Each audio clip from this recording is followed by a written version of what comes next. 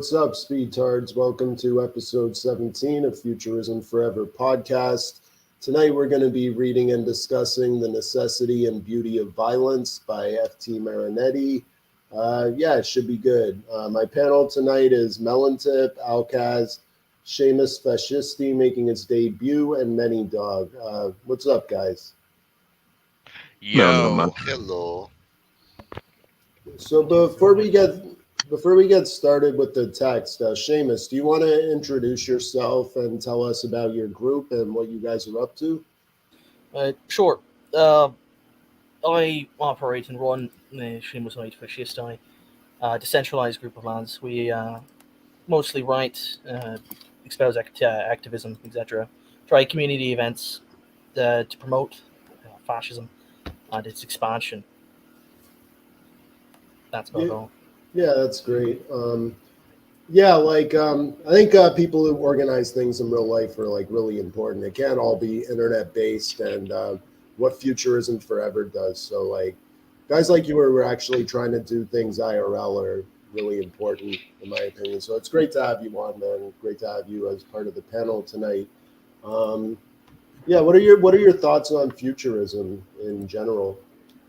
Well, I've always been somewhat of a fan of the artistic movement, especially its actual art. The painters. I'm not much into the film of futurism, the filming, that kind of stuff. Although I do enjoy its architectural design, such as the Dam project from I think it's 36 or 37. Antonio Santalia did those in the early 1910s. I forget. Yeah, I know he did, but then there was a modernized version that was pitched for Mussolini in the 30s. Okay. I'm not familiar with that. Antonio Santalia died in World War One, so his projects were never actualized. But and I've seen his too. They're very interesting designs. Yeah. From a more political aspect, futurism has always been very interesting with its promotion of progress and its rejection of traditionalism and the traditional ideals and whatnot. Yeah, for sure. Does anyone else have any questions they want to ask Seamus before we start reading? In the chat. I just want to ask, what do you think about the whole traditionalism versus progression, I guess, question? I think it comes up a lot in these communities where there is a whole we should progress the dialectic and we should progress the technology and society in general. Then there's a whole traditionalist wing of fascism that wants to go back to either traditional Catholic values or traditional American values. Yeah, and I mean, there's always been two very diverse, I like to call them camps in fascism for the social ideas. I think it's very important to recognize what is an important tradition, why it's being kept, and what is an unimportant tradition and why it needs to be removed. Right? Futurism, it is the very extreme side of the progressive camp. Right? It wishes to push for very radical change. The complete destruction of sentimentalism. Traditionalism of all of its sorts, the family structure, all that kind of stuff. It's ending and the beginning of a new, movement. And I think that's very interesting. But of course, there's always going to be certain structures that need to be brought over, that may be modernized. So I sit more on the moderate spectrum of that. So you're like an archaeo-futurist. I guess you could describe it as that, yeah. I think most people kind of are. With Futurism Forever, I try and present Marinetti's ideas objectively, but I think most people do kind of there are some traditions they want to hold on to, other ones they think that we could do without. I think that's normal. Most people don't exist in the extremes. They exist in the gray area in the middle. So, I think that's normal. I think most people are kind of that way. Anyway, if no one has anything further they would like to ask Seamus, should we start with the reading? Yes. Okay. All right. The Necessity and Beauty of Violence by F.T. Marinetti. This is in 3 parts, so we'll be breaking after each part to discuss. But part 1. The principles we futurists pursue are love of progress, of freedom, and of danger, together with the promotion of courage and everyday heroism. Our great enemies are traditionalism, modesty, and cowardice. From a clear love of danger, from habitual courage, and from everyday heroism spring precisely and naturally an urgent need for and recognition of the beauty of violence. All of this is entirely free of any political agenda, something you'll not be very used to.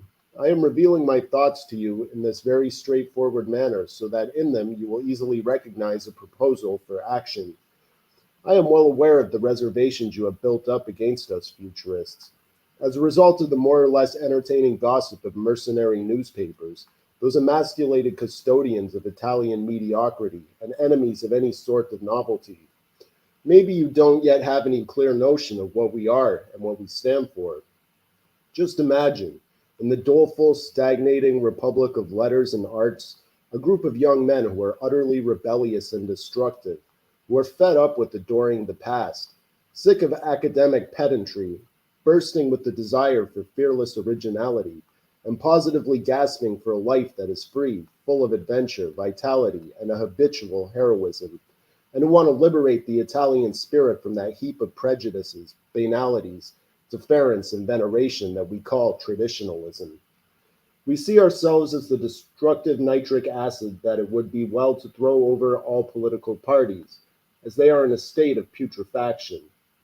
In our Futurist Manifesto, published in Le Figaro in Paris, we extolled patriotism, war, the soul cleanser of the world, the destructive acts of the anarchists, and the beautiful ideas worth dying for, gloriously opposed to the ugly ideas for which we live. Certainly, these principles and these words have never, until now, had any contact with each other. You have been accustomed to thinking of patriotism and war as being totally opposed to anarchism, which caused so many lives to erupt in the struggle for greater freedom. I declare that these two apparent opposites, the collective and the individual, are closely bound together. Is not the development of the collective, in reality, the result of the efforts and initiatives of many individuals? This is how the prosperity of a nation is shaped, out of the antagonisms and the conformities of the multiple organisms of which it is made. In the same way, the industrial and military rivalries that develop between different nations are a necessary factor in human progress. A strong nation can contain, at one and the same time, droves of people intoxicated with patriotic enthusiasm, and the wholly insensitive thirsting for rebellion. They represent two different outlets for the same instincts of courage, power, and energy. Do not the destructive acts of the anarchists perhaps represent an absurd yet beautiful hankering after the ideal of a justice that can never be realized?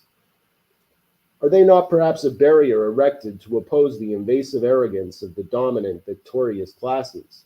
Speaking personally, I much prefer the anarchist bomb to the cringing attitude of the bourgeois, who hides away in a moment of danger, or to the vile egoism of the peasant, who deliberately injures himself rather than serve his country. As far as praising war is concerned, it certainly does not represent, as some have claimed, a contradiction in our ideals, nor does it imply any regression to a barbaric age. To anyone who makes that sort of accusation against us, our response is that important questions of health and of moral health ought, of necessity, to be resolved precisely by having recourse to war, in preference to all other solutions. Is not the life of the nation rather like that of the individual, who fights against infection and high blood pressure by means of the shower and the bloodletting?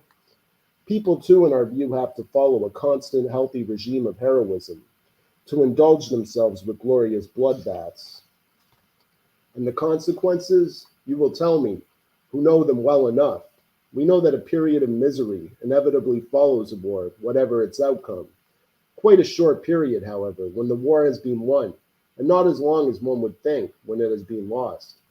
Yes, but don't we have such periods of misery, and without the light of any glory, as a result of a simple crisis in the stock market, or the dirty game of stock jobbing? Away with you. Out with this sort of self-interest. Will you then accept no other ideals than those of your own comfort and a quiet life? To your shame, you have learned from Giolitti before the war and from Bizzolotti after the war the absurd, unfortunate recipe for a self-centered, mercenary, and cautious peace. We, on the other hand, support and promote the dual preparation for war and revolution. under the auspices of a more intense patriotism, in the divine name of Italy, inscribed across our skies in the red fumes of a new Italian courage. We believe that only a love of danger and heroism can purify and regenerate our nation. Those among you who are more loyal to tradition will object that that sort of intellectual program will inevitably remain at the level of utopianism and vain paradox. Arturo Labriola censured in us futurist poets and painters our tendency to mix art and politics so as to defend our national pride and encourage the expanding working class movement.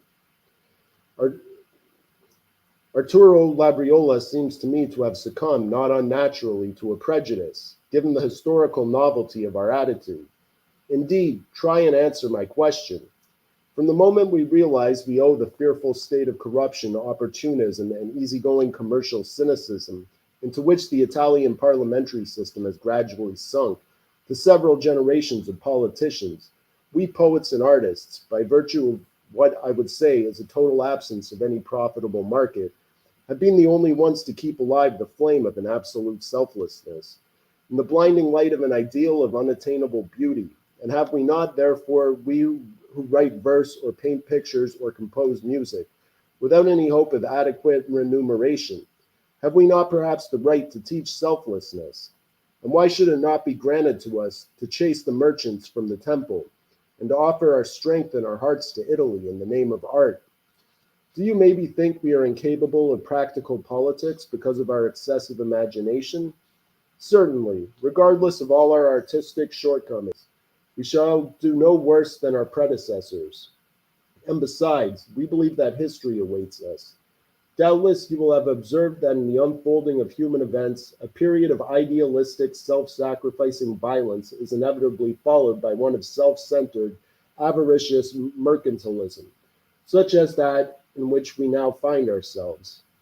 Now we wish to revive the bold, passionate endeavor of the race that knew how to bring about Italian independence, and we shall do it without the exciting stimuli of unfurling flags and military bands. We poets and artists, without having recourse to new political systems, and spreading only the fire of an inextinguishable enthusiasm throughout this Italy, which must not fall into ironic or skeptical hands, only electrifying this Italy, which belongs to its combatants, with an implacable courage. You will tell me, in obedience to the teachings of George Sorel, that nothing is more harmful to the interests of the revolutionary proletariat than intellectuals. And you'll be right, for in this present day, intellectualism and culture are synonymous with egotistical ambition and a backward-looking obscurantism. But we artists are not intellectuals of that sort. Above all else, we are fast-beating hearts, bundles of electrified nerves, instinctive beings who are ruled only by a divine, intoxicating intuition, and we believe ourselves to be, or indeed are, all ablaze with the proverbial sacred flame.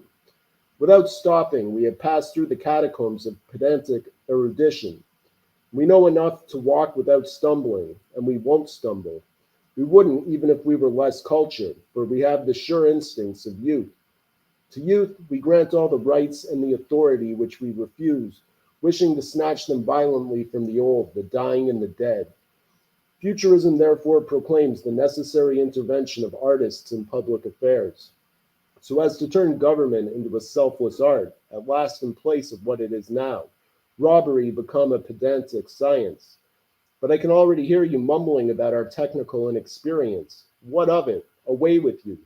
Don't forget that the Italian race is only capable of producing great artists and great poets, whom it should not be entirely impossible to instruct quickly, after a few months' observation of parliamentary mechanisms.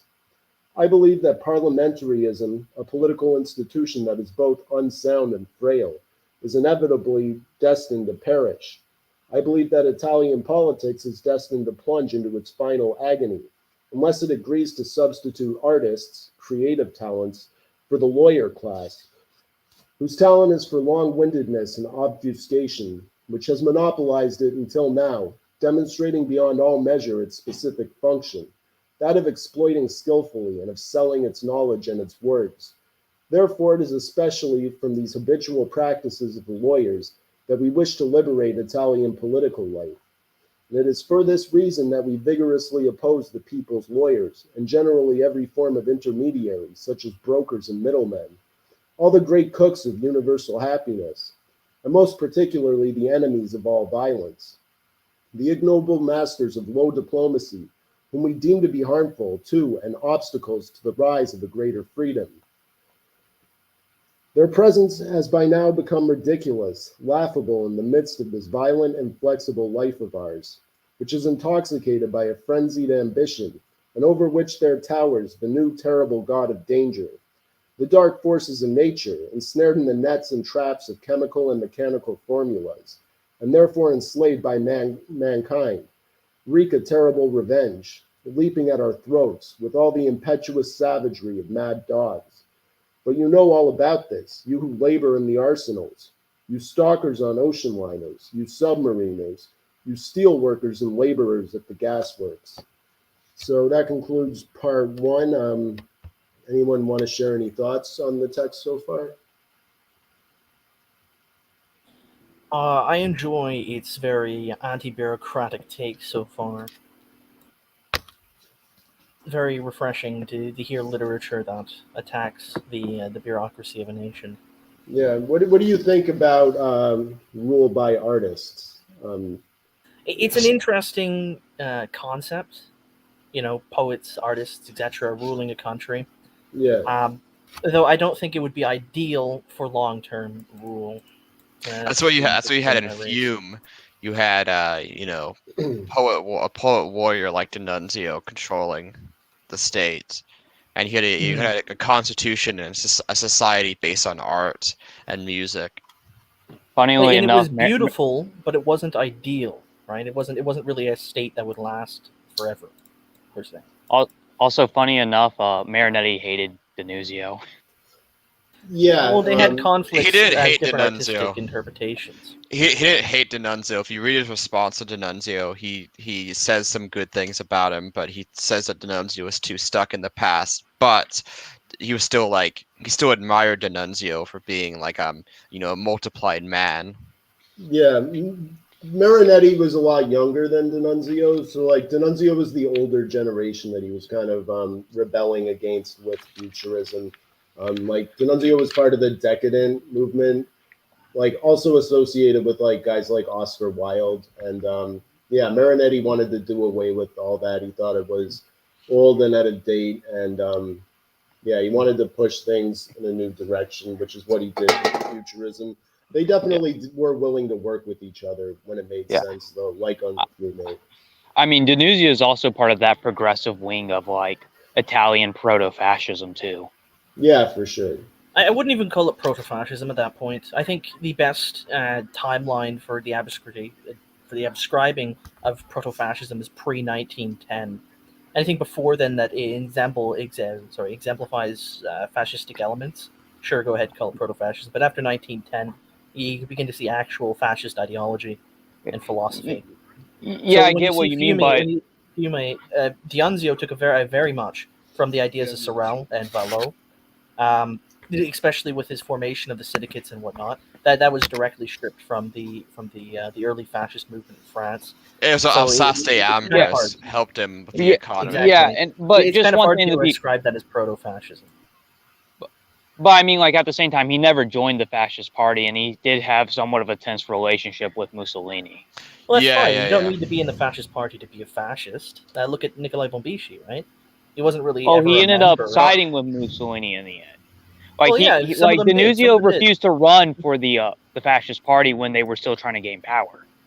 Yeah, I mean, there was always going to be conflict between especially the early days of fascism. I mean, if you look at the initial revolutionary fascists back in 1914, 1915, you got guys like Cesare de Rossi. I was discussing him earlier in the chat before we started, who started off as an anarchist, became a dedicated fascist, never really truly joined the National Fascist Party under Mussolini, and then ended up arrested by fascist authorities for shooting a socialist member of the Council of Deputies. So there is always going to be people that are fascist and outside the fascist party. Yeah, I agree with Seamus. It's a very silly argument. It's like saying you can't be a Nazi unless you're a member of the NSDAP. It's an ideology, right? You can't really prescribe it to a singular party or a singular area. It is an ideology.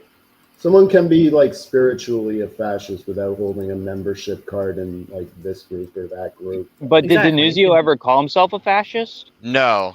He No. doesn't Yeah, need that's to. what He I mean. He exhibited fascism. It's Yeah, like, yeah, I agree with Seamus. let's think of a historical figure.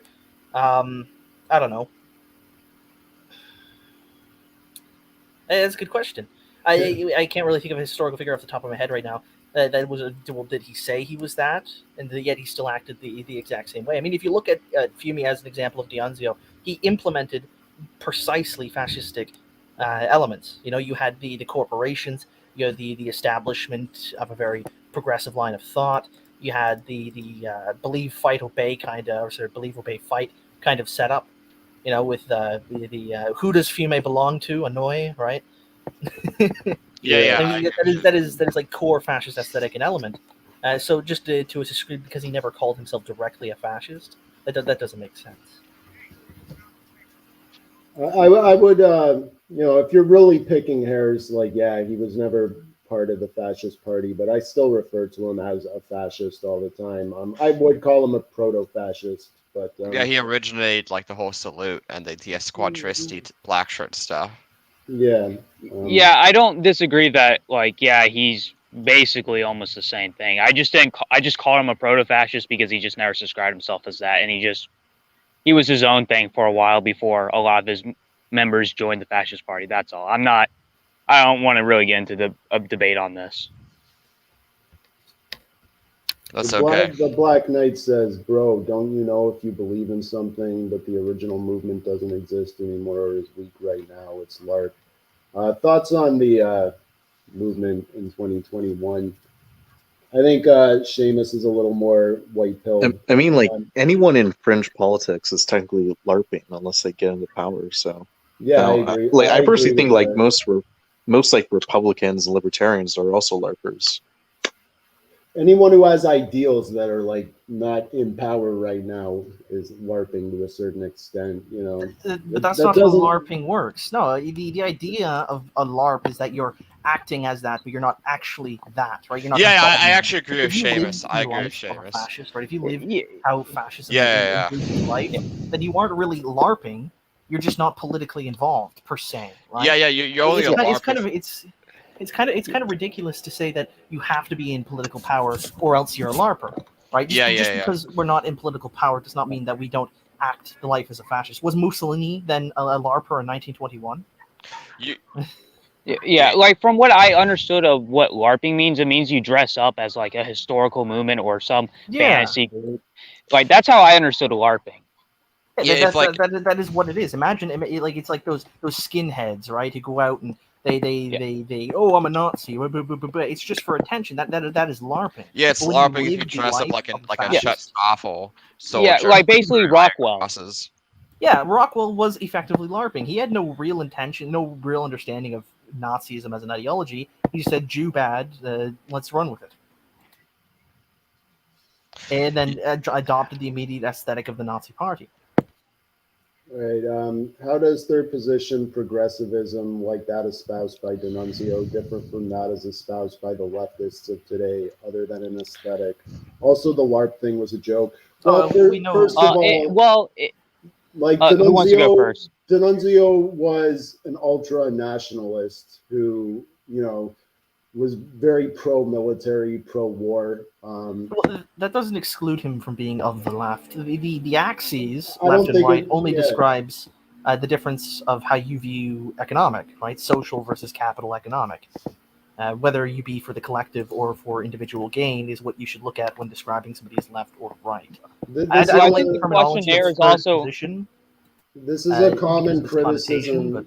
This is a common criticism that we get, that like futurists are indistinguishable from progressive liberals. I think that's what he's getting at. I think there's clear that's a bit of differences. a ridiculous assertion, right? Because the progressive liberal is the fundamentalist of a neoliberal organization, being completely set upon individual responsibility and capital economic. And in this very chapter of what we're reading right now by Marinetti, he describes surrendering all for collective interest. That would be immediately against the idea of the current neoliberal progressive. Exactly. Just because As he has someone some who's- caperings of being gay or whatever, because he sucked his own dick in the back of a fucking gay orgy, it doesn't really matter, because that is just surflicious fucking what is it called? There's a word for it, something politics. Yeah, I can see where some of these people are coming from, but but if you actually look at it, there's some clear distinctions, like militant nationalism. They're not as like hostile to authoritarianism. Shit. And also, like, what separates them from a lot of the Western lefts is that they're really masculine and pro-war. Yeah. Well, it depends on what you categorize as the Western left. Are we talking like neoliberal progressives, or are we talking? We're talking about like Western Marxists like Herbert Marcuse and Radulibs. Okay, so yeah, I mean, Marxism has been a little bent over the years. That's why personally I advance that Sorelian socialism was the true embodiment of Marxism, rather than whatever happened to the good old dignity of the workers. But I guess if you ascribe it to the neo-Marxist type, the archetype in the modern day, then yeah, you could say that it's bad to ascribe that kind of thing to the left. Yeah. Or I'm not like as saying that about opposed like to the old progressive. left. Like, Well, yeah, I'm even not the talking old about left, just not the neo-Marxist left. No, I was just saying, like, yeah, I wouldn't like say like the old left was feminine by any stretch of the imagination or weak. They were the exact opposite. He's basically asking us what our take on LGBT is. Personally, I don't think it should be illegal. I think a small percentage of the population will always be wired that way, but I think it should be pushed. It shouldn't be promoted. Yeah, it shouldn't be promoted the way it is now. I think it should be pushed out of the mainstream and should be more subcultural like it used to be. Yeah, it should be like BDSM fetish stuff. Like you shouldn't promote BDSM in school, but if you want to privately practice it, then that's kind of your business. I feel that it's a very personal act, right? And the idea of sexuality, I think Marinetti was very similar to this kind of concept, is that sexuality is something that shouldn't be publicly expressed in that kind of manner. Like, I don't really care if somebody's gay or whatever else, right? But when it's something that is publicly displayed and attached to them as a personality, I feel that it just degrades them, right? It brings a person down. It doesn't add anything to them as a character. Yeah, the purpose of society and sexuality within the broader society should be to create children and continue the people, the cultural genesis of the people. It shouldn't. That's why homosexuality should not be promoted within society. But if you want to privately practice like non sex that doesn't produce children, you should be allowed to. I don't feel that any form of sexuality should be promoted by the state. I think that's something that an individual has to. I accept as disagree their own with that. responsibility. I think heterosexuality should be promoted by the state. Not like we can't be gay, but like you should be promoting having as many children as possible. Of course, promoting Yeah, children, I agree with right? that. But that it doesn't explicitly promote sexuality. Having children is not directly connected to one's sexuality. I don't even see how you could say that. Like that's how you get children. I mean, there's artificial insemination as well. Like, Yeah, I mean, but that's bad for children. Like there's so many health issues you can get through artificial insemination. Melon tip. I have Evan trying to get on. I'm gonna have to kick you, man. Sorry. Thanks for coming on, though, dude. Sorry about that. Continue. I was saying there should be a healthy. Oh my God, there should be a healthy level of sexuality that is promoted to continue the country and the people, and you get that through promoting like heterosexuality. But I don't think any other form of sexual expression should be banned, except for stuff like pedophilia, obviously. Yeah. I'd also say polygamy should be banned. No, polyamory, polygamy through marriage. But I think if you want to have multiple partners, you should be allowed to. Yeah, but like homosexuality, I wouldn't promote that. That's what we've been saying, CSD. Yeah, no, I'm just like adding on.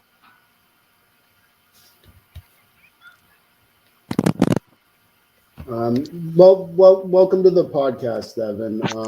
Thank you, Gio. I hopped into quite the interesting discussion. Yeah. Do you have thoughts on the discussion at hand before I introduce you?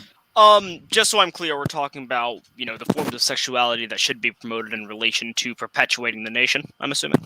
yeah,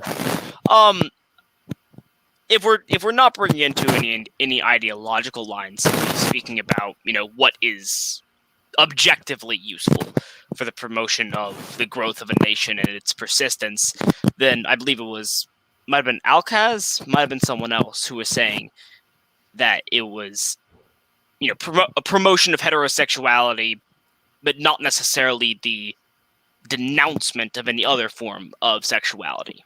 My personal opinions on that aside, simply talking about, objective facts about it. yeah. We got this comment: sexuality should stay out of the state, but should the state promote procreation of children and It should stay out of it completely? It There should should promote always be a procreation. procreation of children, but yes, sexuality should stay out of the state. I don't say you can have a. Yeah, I disagree with Seamus. I think you can. It's procreation of children and heterosexuality are hand in hand. If you're talking Yeah. about simply the creation of more and more children, then yes, then the focus would be on heterosexuality. And I should state, personally, I agree with you. Shouldn't really promote it. But if you're at least with what I've heard so far. But if you're talking about simply, objective facts of, what policy would make what, then so long as even those who are homosexual partake in the act or artificially through the use of sperm banks and the like, contribute to the production of further human beings for the nation, then ultimately they could still play their part without the state interfering with sexuality. I'm not saying I approve of that. Personally, I am against homosexuality, but simply objectively, that doesn't stop them from being productive. Precisely. I mean, there was homosexuals in the past that had children and whatnot. It wasn't completely abnormal for a homosexual to marry a woman and procreate. It's just how he expressed his sexuality in private is how it would happen, right? I don't think someone's sexual preferences negates everything else they do as a citizen. Also. Exactly. A lot of the time they are workers. They do contribute culturally to the nation. If they're productive members of society, aside from this one thing, they're still entitled to the same individual liberties as everyone else. So the state shouldn't pick favorites. I don't think it's healthy for people to make their sexuality the focal point of their identity, though. Yeah, and I mentioned that how it's not Yeah. good for somebody to bring their personality and put it on top of their Yeah. sexuality. Yeah. It degrades them as a person. Yeah, for sure. Anyway, welcome to the podcast, Evan. Do you want to introduce yourself and tell our audience about the American Reformation Front? Sure, I'd be happy to do that. So my name's Evan Tobia. I'm the chairman and major philosopher behind the American Reformation Front. It's an American-based social movement and political party, though perhaps cultural movement would perhaps be a better term, that focuses on Christian moral and social values and a combination of American fascism, philosophical idealism, and American populism, combining these into a singular ideology that we call Reformationism. Okay, do you want to give a quick rundown on what Reformationism is for people who are new to the term? Sure. So, as I said before, it's a combination of three things: philosophical idealism, American populism, and classical fascism. Basically, all this means is we take the government structure and some of the general social philosophy behind classical fascism in terms of a corporatist economic system, and the associated government and social structures found within, combine it with an American populist viewpoint of focus in the strength of the nation, identity of the nation found within the people, and can only be expressed thusly. Forms of cultural expression through architecture, art, so on and so forth, will always come through the apparatus of the people. And through philosophical idealism, mainly through individuals like Josiah Royce and Mary Parker Follett, we find more of our moral center, our ideas on what it means to be loyal, what it means to be part of a community, and to actually benefit it and help it to grow. As for what I stated previously in regards to where excuse me, where a large portion of our stance comes from, we believe very heavily. Reformationism believes very heavily, and I should note it is a very American ideology. I wouldn't expect Reformationism to pop up in like Brazil or Germany. That America, from its foundation in the 13 colonies, was founded upon Christian moral and social ethics, and that these shouldn't be abandoned, but should rather be embraced and become part of everyday life. Okay. What are your thoughts on futurism in general? Well, I will state that I'm unfortunately not as educated on the topic as I would like to be. What limited knowledge I do have of it, I am in agreement with its promotion of the vitality of youth and violence and how those interacts very specifically with the human identity. Other than that, I must admit, my knowledge on futurism is very vague, and even those are very vague points that I've heard from those who have advocated futurism to me personally. But if it continues along in that general line, then I'd say it's something I could agree with, but not something I've researched enough to say that I do. Okay. Well, I look forward to hearing some of your takes on this text. You missed part 1, but I'm ready to proceed with reading part 2. Unless anyone has anything they want to add before we start reading again. I'd like to ask, what's the relationship between ARF and the Seamusite Fascisti? So, unless anything has changed, the relationship between the ARF and the Seamusite Fascisti is mostly a mutual interest and willingness to cooperate, though no official partnership has been announced, unless, of course, this is something that Seamus has decided in the interim. No. We work together, right? I advocate for people to, in America, that read my stuff to support Evan in the RF. But there's no official partnership. So. And as always, Seamus, I am open to those discussions. Of course, man. Anytime. What are there any groups that are partnered with the Seamusite Fascisti? Oh yeah, we have a handful. What groups in specific? You have the Alaskan National People's Party, of course. You have the American Union of Fascists. Apologies there, my fan was fucking up.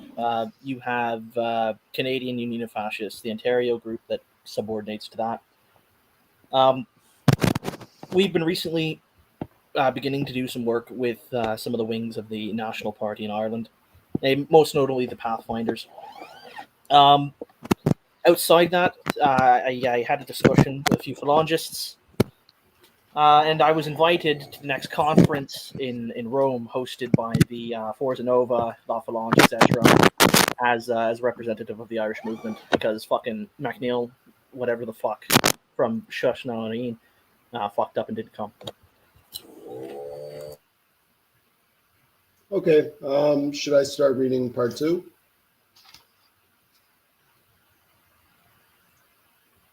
I'm going to take that as a yes. So yeah, part 2.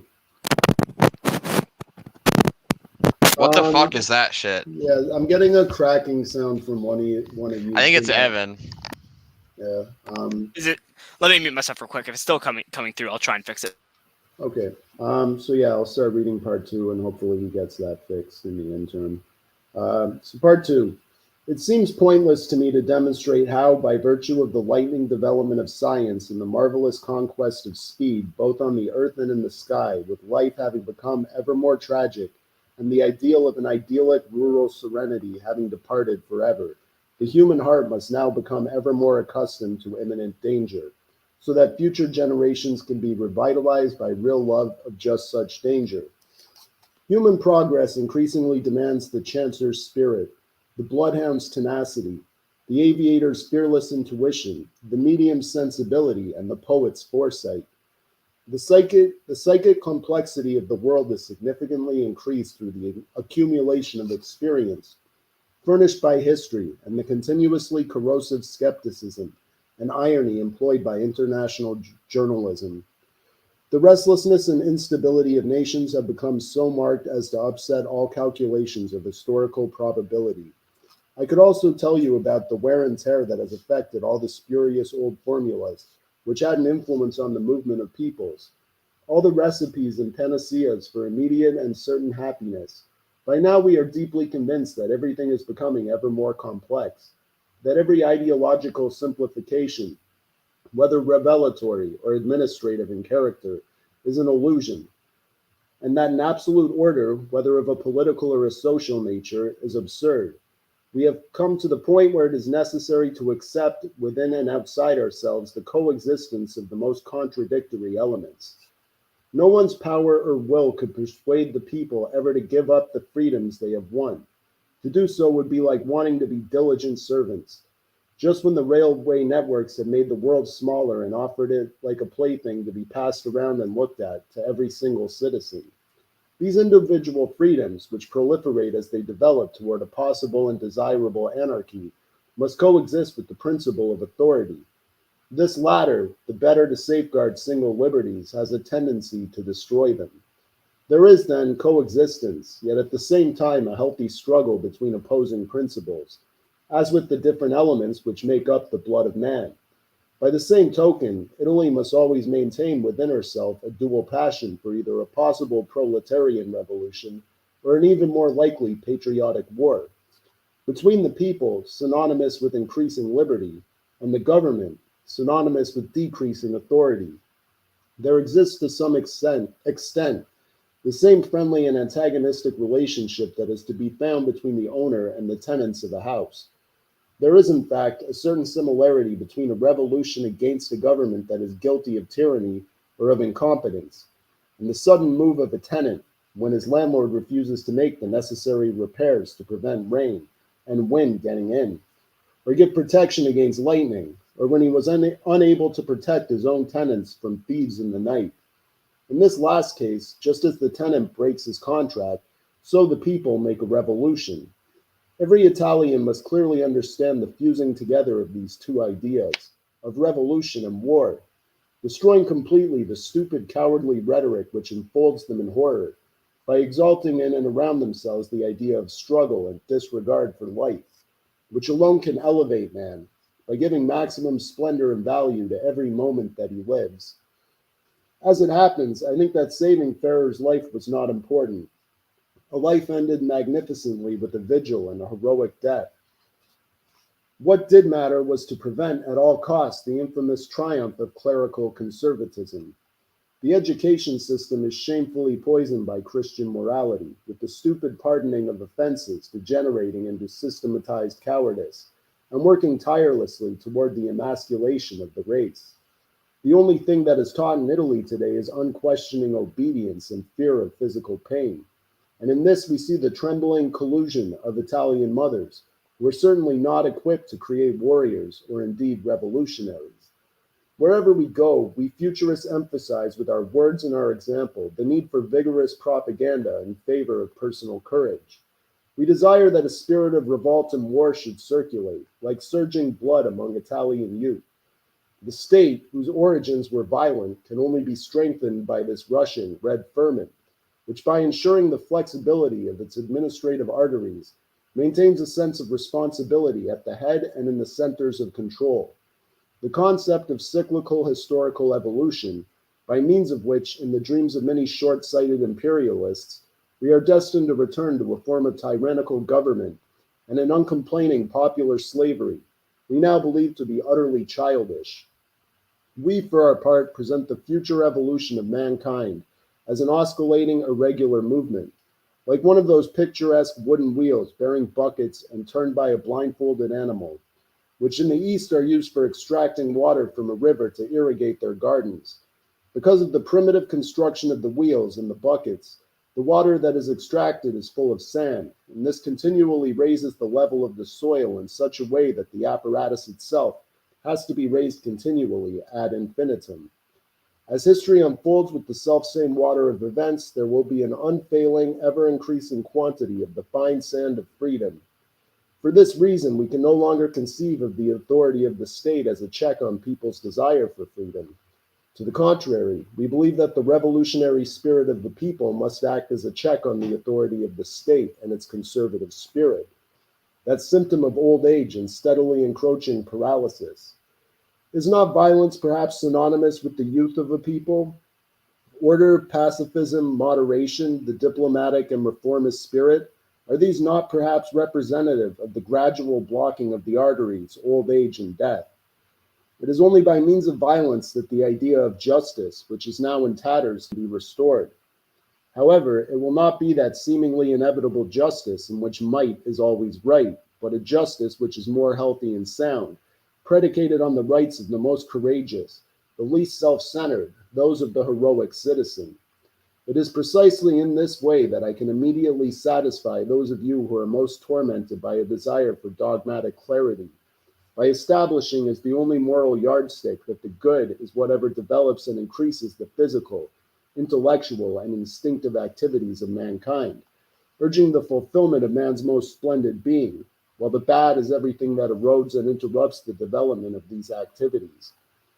Just as a Teuthonian pacifism and fear of war have brought about our grievous political enslavement, so too the horror of violence and the stupid propaganda against the duel, residue of courage and not of barbarism, have turned the Italian citizen into a ridiculous marionette, one who is ill-used by pettifogging lawyers, and whose response to a beating is legal proceedings or blackmail.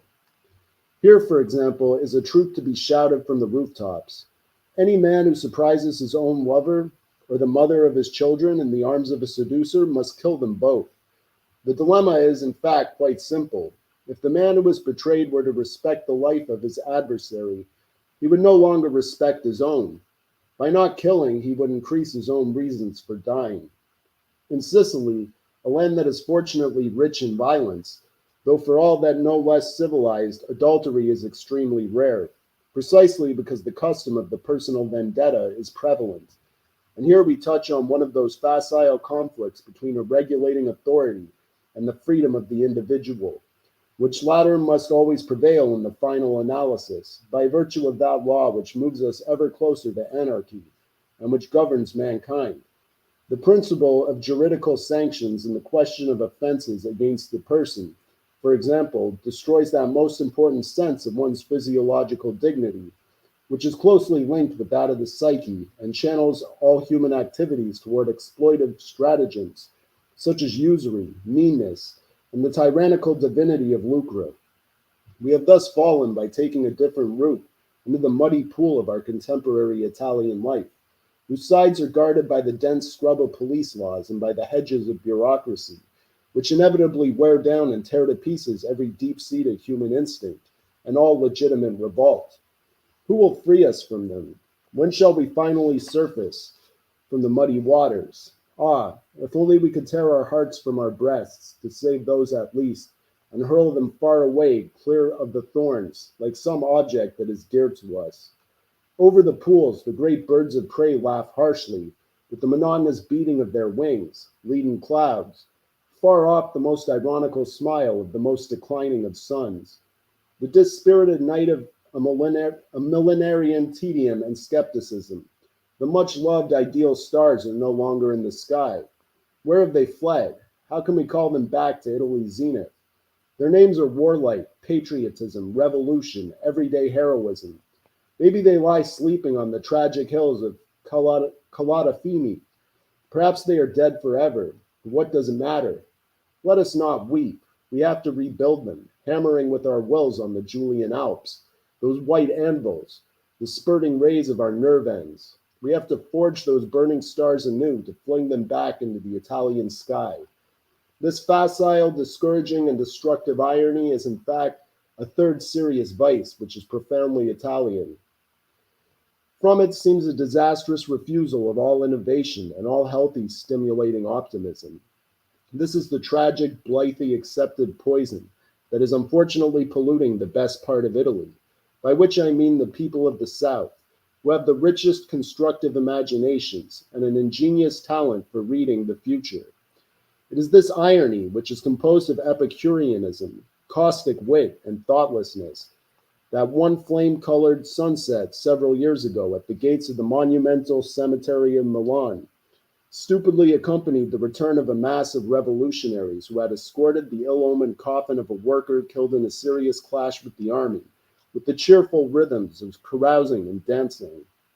I too had accompanied that black tide of humanity, its angry faces churning, and upon which the coffin bobbed like a funeral dinghy, to which the stooped bearers curiously gave legs. Overhead, red flags were flying with the flaming movement and breath of an equal number of enormous bellows, flaming torches like rags of bloody poverty, reformist speakers leaning forward with their harpoons to spear the slippery octopus of equivocation, speeches of stomach-churning moderation, such as might cause the stars to fall, out of boredom, or the moon from disgust like gleaming spit.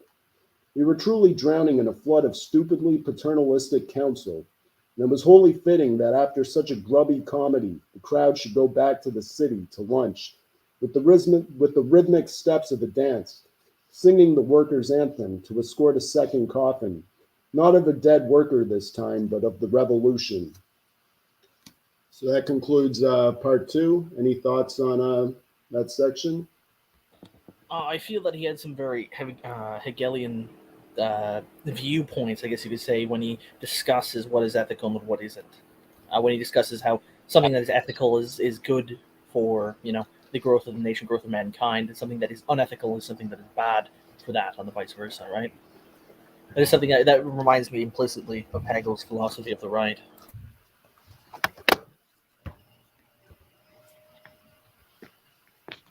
Yeah, for sure.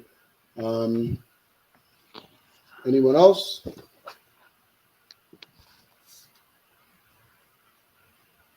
Not everybody at Oh, once. I'll say this. I think it's very interesting. He talks about Sicily and like how he respects the Sicilian people for being so violent and having all these like blood feuds and stuff. I thought that was interesting. It's Well, an it's interesting very- thing.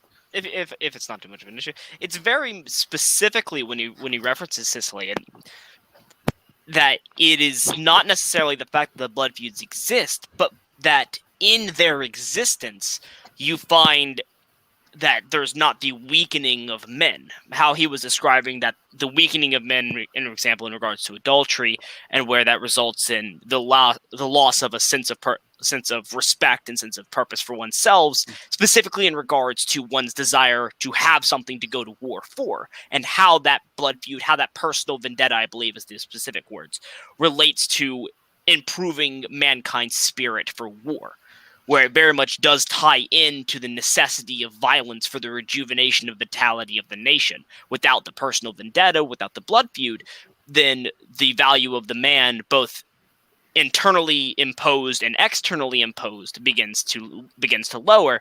And without that man having something to fight for, not only the nation, but also personally, it is much more difficult and much more of a challenge on an even local or national scale to invigorate men to go to war. I believe he talks a lot about how the modern Italian back in his time was, I can't remember the exact words, not effeminate, but very almost like I can't like I said, I can't quite recall what he said. If you can find the portion there, Gio, I'd love for that to be reread when he's talking about how the modern Italians are.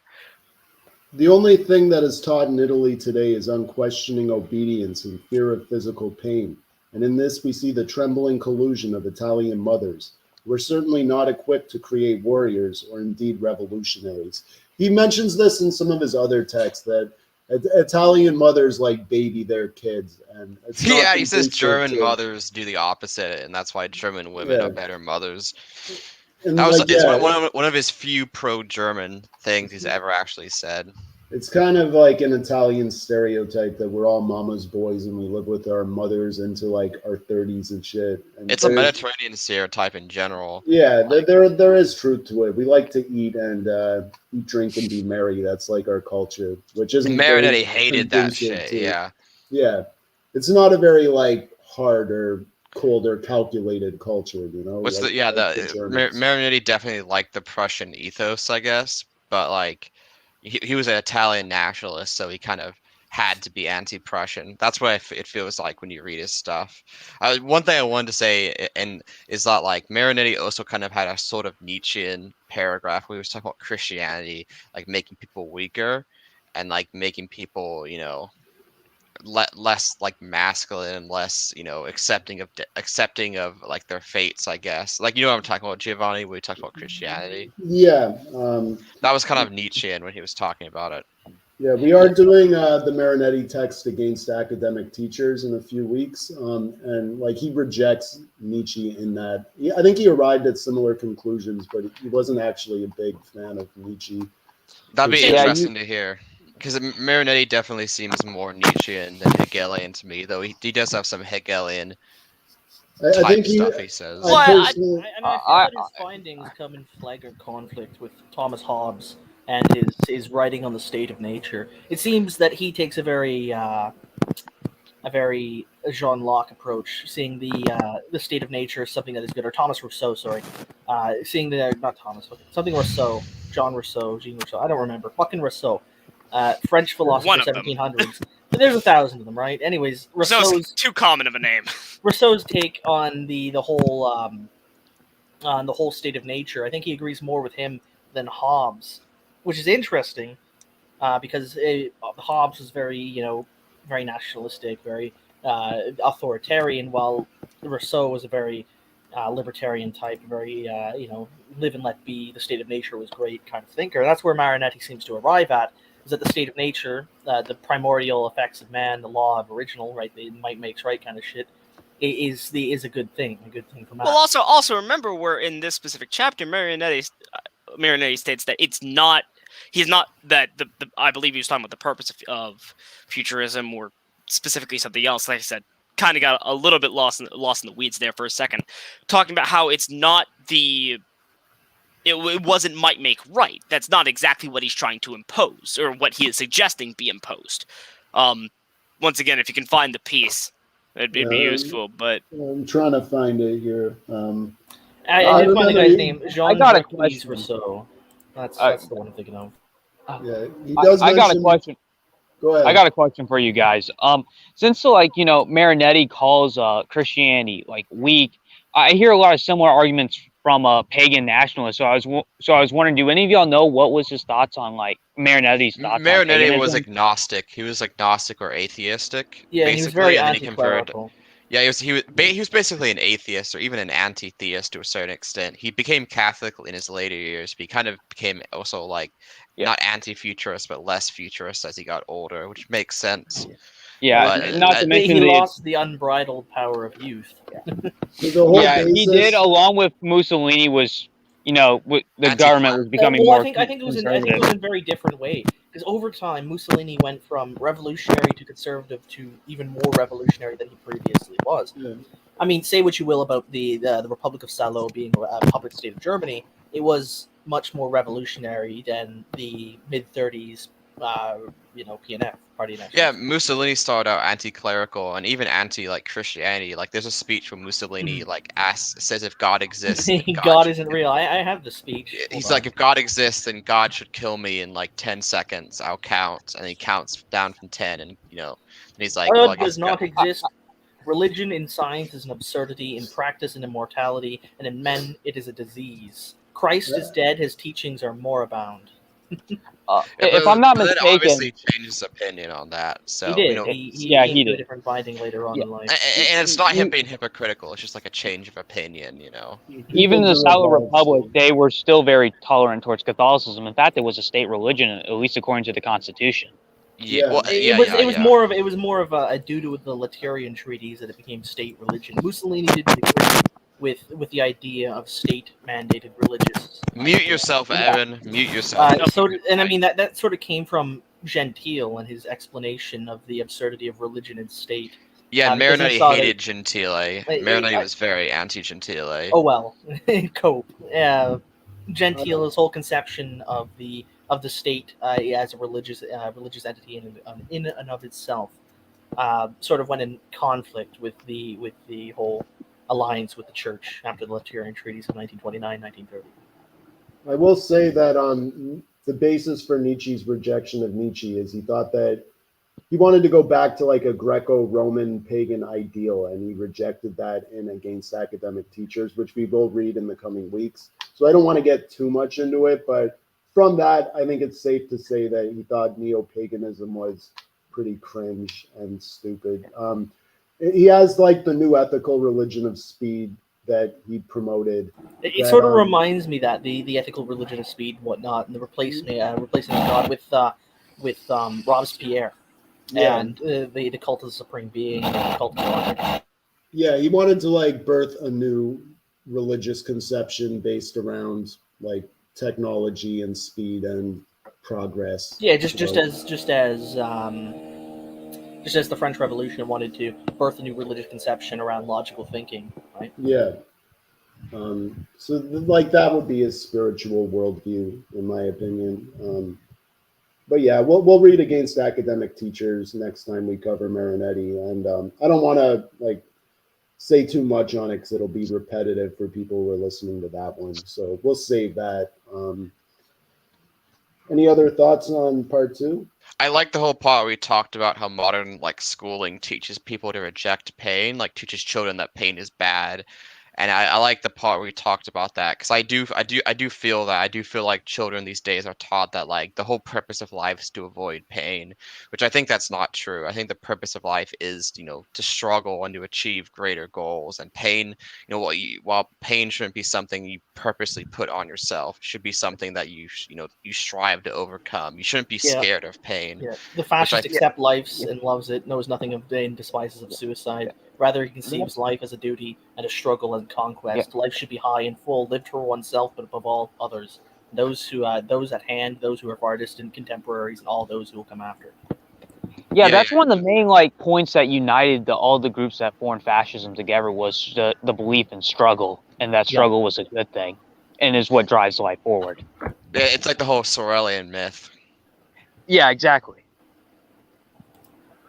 Absolutely. Because if you're just living life for yourself and you're just living life to experience pleasure, you're unironically like gonna have no reason not to kill yourself when pain gets too bad.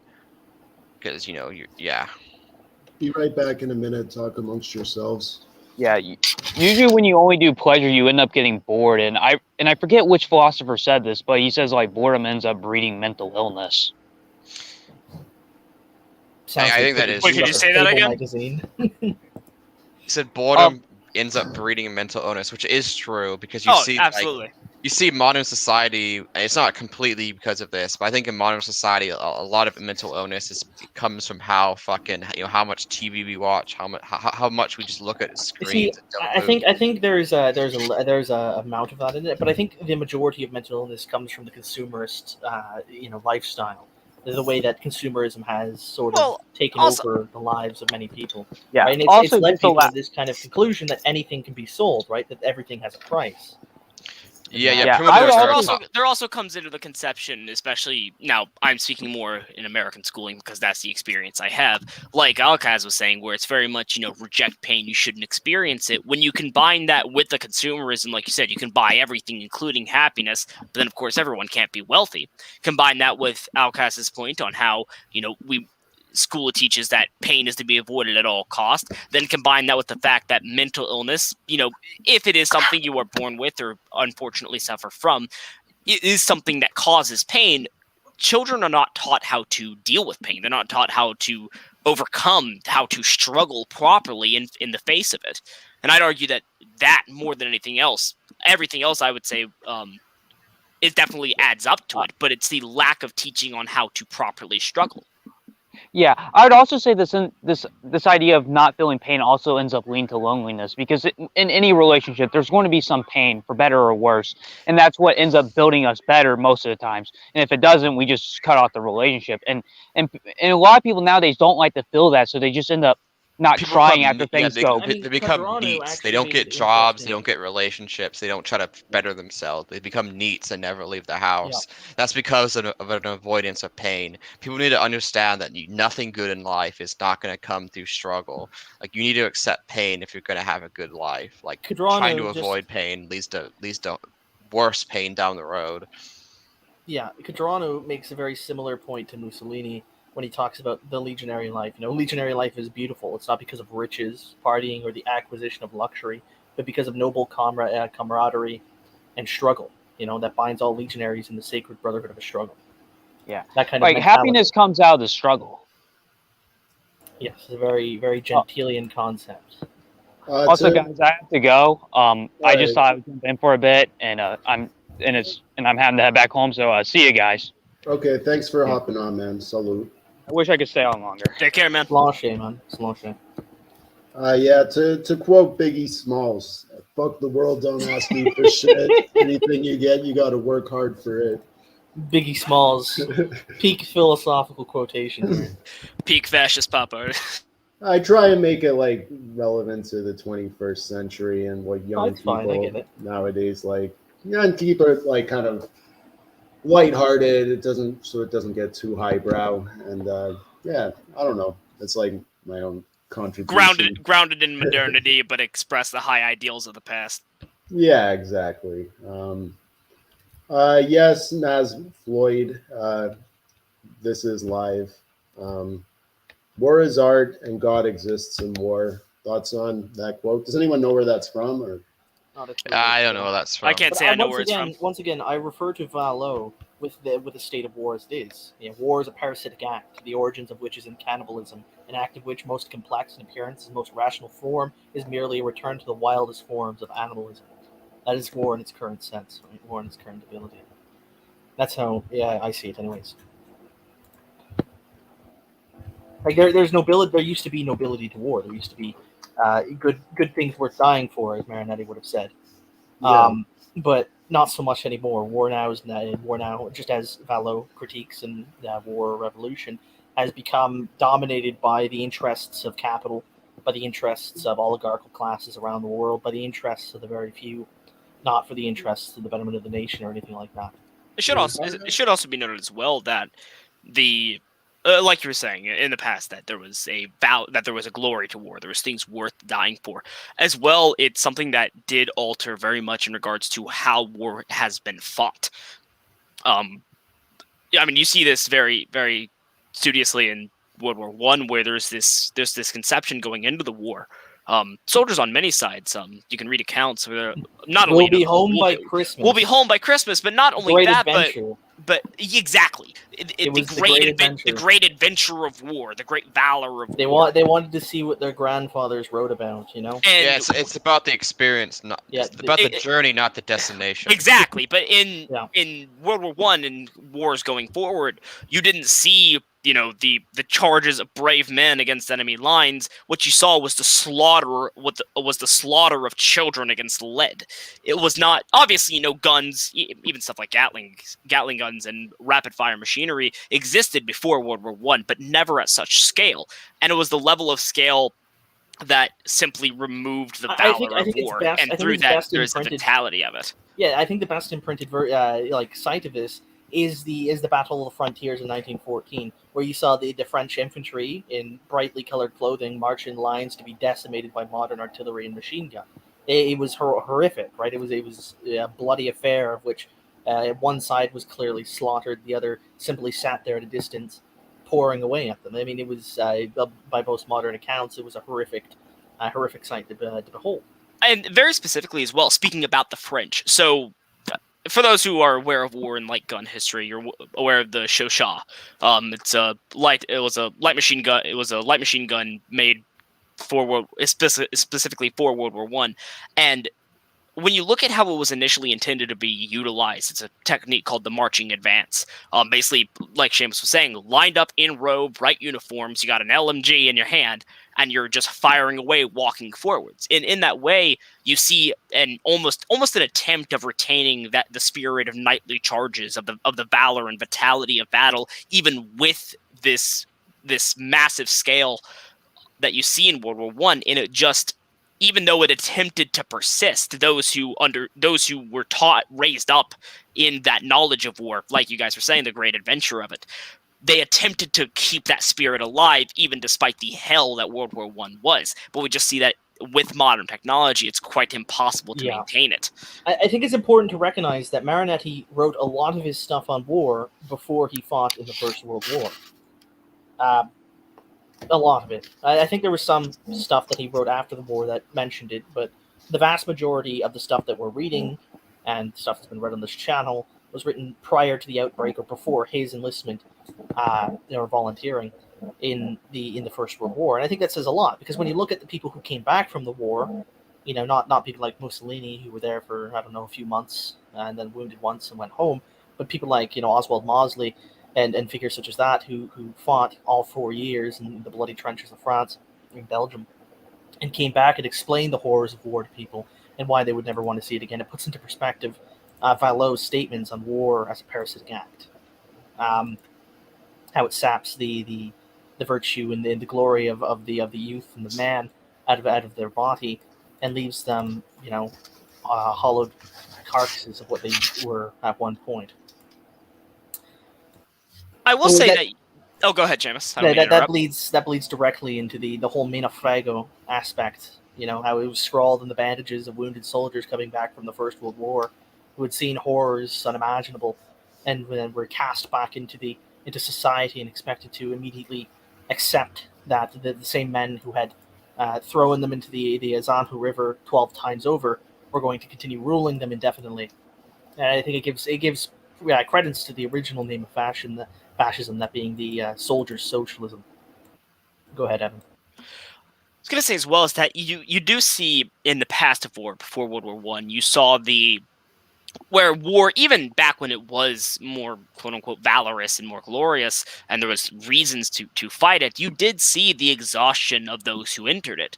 But more specifically, that those who were sent into war, though there were young soldiers, the youth was often less affected, just because you had battles on the front lines, and then the front lines would regress and advance, and so on and so forth. And civilian life, though geared towards war, you never had the bombing of civilian targets and manufacturing and so on and so forth on such a scale like you saw in World War I. So where you had the exhaustion of the relative old guard to allow for the vitality of the modern youth to then embrace the nation and lead it forward in the past, what you saw in World War I and subsequent wars was not only the exhaustion of those who fought, but the exhaustion of those who simply lived within the time. And this really did kind of kill that embracement of vitality that you saw happen over and over in almost cyclical fashion within most nations across the globe, though very specifically in the European nations with their continual warring in between each other. Yes, it's a very odd point to look at it from our having the hindsight that we do, the horrors that would come out of it. And then to read the prior to the event, the conceptualization of what was war, right? What was the action? Yeah, for sure. Any final thoughts on part 2 before we get into part 3? Also, I wanted to ask earlier, but I didn't want to interrupt anyone. Just like an open-ended question. What is our stance on military service in 2021, given geopolitical realities? Very dumb to join the military today. All the stuff you would get from the military, you can get through personal training and reading books. It doesn't matter. The military isn't supposed to give you something. You're supposed to give to it. The modern military, with all of its training and whatnot, people think of it as a means to organize, prepare themselves. But no, that's not what it was ever made for. Originally, you joined the military, you didn't get that kind of training. You got a few weeks rifle course and thrown into action. The whole concept of the modern soldier has really sapped away what soldiering used to be, which was a voluntary event. It turned it into a very professionalized career option. Should futurists or fascists be conscientious objectors? No, you should join the military, and there's a very good reason for it. You join the military not because of the reality of what you're serving. We're idealists. We serve in the military because it is the duty to protect the state. Well, it might be different for Seamus and his. Okay, in a fascist country, you should. No, join not in the a military. fascist country. In any country, it's No, your country. I don't think you should support the liberal states. Let's not bring this into argument. Let's let everybody say their piece. Fuck the U.S. government. Fuck the military. Yeah, stay the fuck out of the military. But you don't fight in the U.S. military for the U.S. government. You don't join the military for the U.S. government. You join it for the protection of the United States as an entity. Okay. The It United doesn't matter I- where they send you off to fight and to bleed, whatever. You can make your qualms with that when you finished your 5-year contract. The point is that you're doing it as a duty to serve the nation. I the will country, I and will the say state. this. I will say this. Alcaz, I would tentatively agree with you if it was talking about joining the military right this instant, right this now. That's what I was saying. That's what we're talking for no about. other reason than to simply to join it for that ideal purview. But I would argue that should the nation come under threat, regardless of what government is in place, and regardless of what it is that we would be fighting against, it is the duty of those who claim to love their nation, even if they don't necessarily love the government that is within it, to give their all in the defense of it. That would be the duty of it. Look at the Ukraine. Look at the volunteer territorial brigades that happened in the Ukraine when Russia and the Russian separatists in Donbass, when they revolted and began to take things over. Who did the government look to? It wasn't to the professional soldier class who had already been sapped of its resources and either deserted or effectively broken. It looked to the nationalists, to the person who ascribed themselves to loving their country. That's where they looked for their manpower, and who showed up? It was exactly those type of people. Right, Well, in the last dire moments of the Ukrainian nation in 2014, there was one group of people who stood in the face of what was insurmountable odds, and that was the fascistic, the nationalistic, etc. Minded people.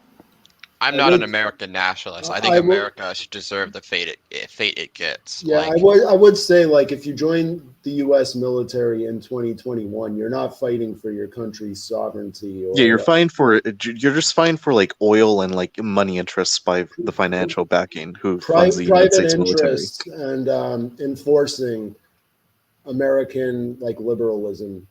And it's always been that. world. Yeah, every military in the world under the neoliberal regime has already been that. Marinetti joined the army to get fucking random land grants in the Greek Mediterranean islands. What does that have to do? That's so different, dude. That isn't different. That's not different at all. That's not different. No. They were random. No, they weren't. The Italian ethnic Italians lived there. No, they didn't. They had no claim to the Yes, Aegean they Islands. did. No claim whatsoever. Nor did they have claim to Yes, southern they did. Turkey. No, they were given that to please the oligarchical classes who wanted control of these areas for trade. Okay, that's what it was. I would ask this though. There was the arms manufacturing. That's not true. Hold on, dude. I have one last point. The arms manufacturers that the fascists pointed out in 1919, the Manifesto of Fascism, the very first one. Look at who did they ascribe blame to? Who was the first people that the fascists ascribed blame to for the war? It wasn't the government. It wasn't the Germans, the Austrians. No, it was the rich oligarchical military-industrial complex. Yet they fought for them anyway. Why is that? Why is that the first thing they blamed was the military, the industrial complex for the military? You know, that is the first thing they blamed. Okay, let me talk now. Italy joined World War I, and Gio can back me up on this. Italy joined World War I because it wanted Austro-Hungarian territories that had either Italian majorities or large Italian minorities. Even the fucking Ionian Islands, which were a part of Greece, had a large Italian minority in it. So did the Pula Peninsula and Trieste, all those, and Fiume, all those places had Italian majorities. Sure, Fiume did the pieces South of Austria wanted to, South Tyrol, etc. These all had the Italian colonial people in it, right? Sure. Some of the Aegean Islands, sure, some of them had Italians, but why the fuck do you think that it was acceptable for Italy to demand all of southern Turkey, the whole coast across the southern part? Where did that come from? That was not the reason for entering the war. Yes, it was. It was the largest economic factor to joining the war. In fact, that is what put it over. The land grants initially offered were rejected in 1915 by the Italian government because they were not enough. The Italian government wanted the large strip of land in southern Turkey for its own economic. That was the reason for entering the Greco-Turkish War, not for entering. No, that was later. That was later. They also did that. They tried to finalize out that grant in the Greco-Turkish War. But it was initially given in the London Conference between Italy and England. Italy demanded, parts of the Austro-Hungarian Empire, not parts of Turkey. They demanded the southern coast of Turkey as a reason for entering the Greco-Turkish War on the Greek side. It was also promised to them during World War I. It was a part of the land promises. Their allies kind of I don't want to use any. It kind of fucked them over. They yeah. fucked them over. They didn't get a single piece of land that they were offered and promised. But the whole point of them joining it was because of that land. What are you talking about, dude? They got fucking the Julian March in Southern Tyrol. They got land that was They got a minimal amount of what they were promised. They got like a fucking. Why do you think it was called the mutilated victory? Just because yeah. that's like going to war, losing two arms and a leg, and being told, "Well, here's a 5-year pension. I hope you enjoy working." Right? Like that's what it was like. You said they got none of the land. They still got admittedly, hyperbole doesn't benefit either side of this argument. So I'm not necessarily siding with Seamus here or with you, but I would have to give that point to you that it is incorrect to say they got nothing. But what they got is so minuscule in comparison to what they were promised, and it should be noted as well. This isn't like maybe we'll consider it. It was a you will. It ostensibly nearly a swearing unto the equivalence of a god, and then it was just completely abandoned. Yeah, with Seamus, all the losses and everything that was incurred by the Italians therein. Seamus, you're wrong. I looked it up. The fucking Treaty of London didn't promise Italy.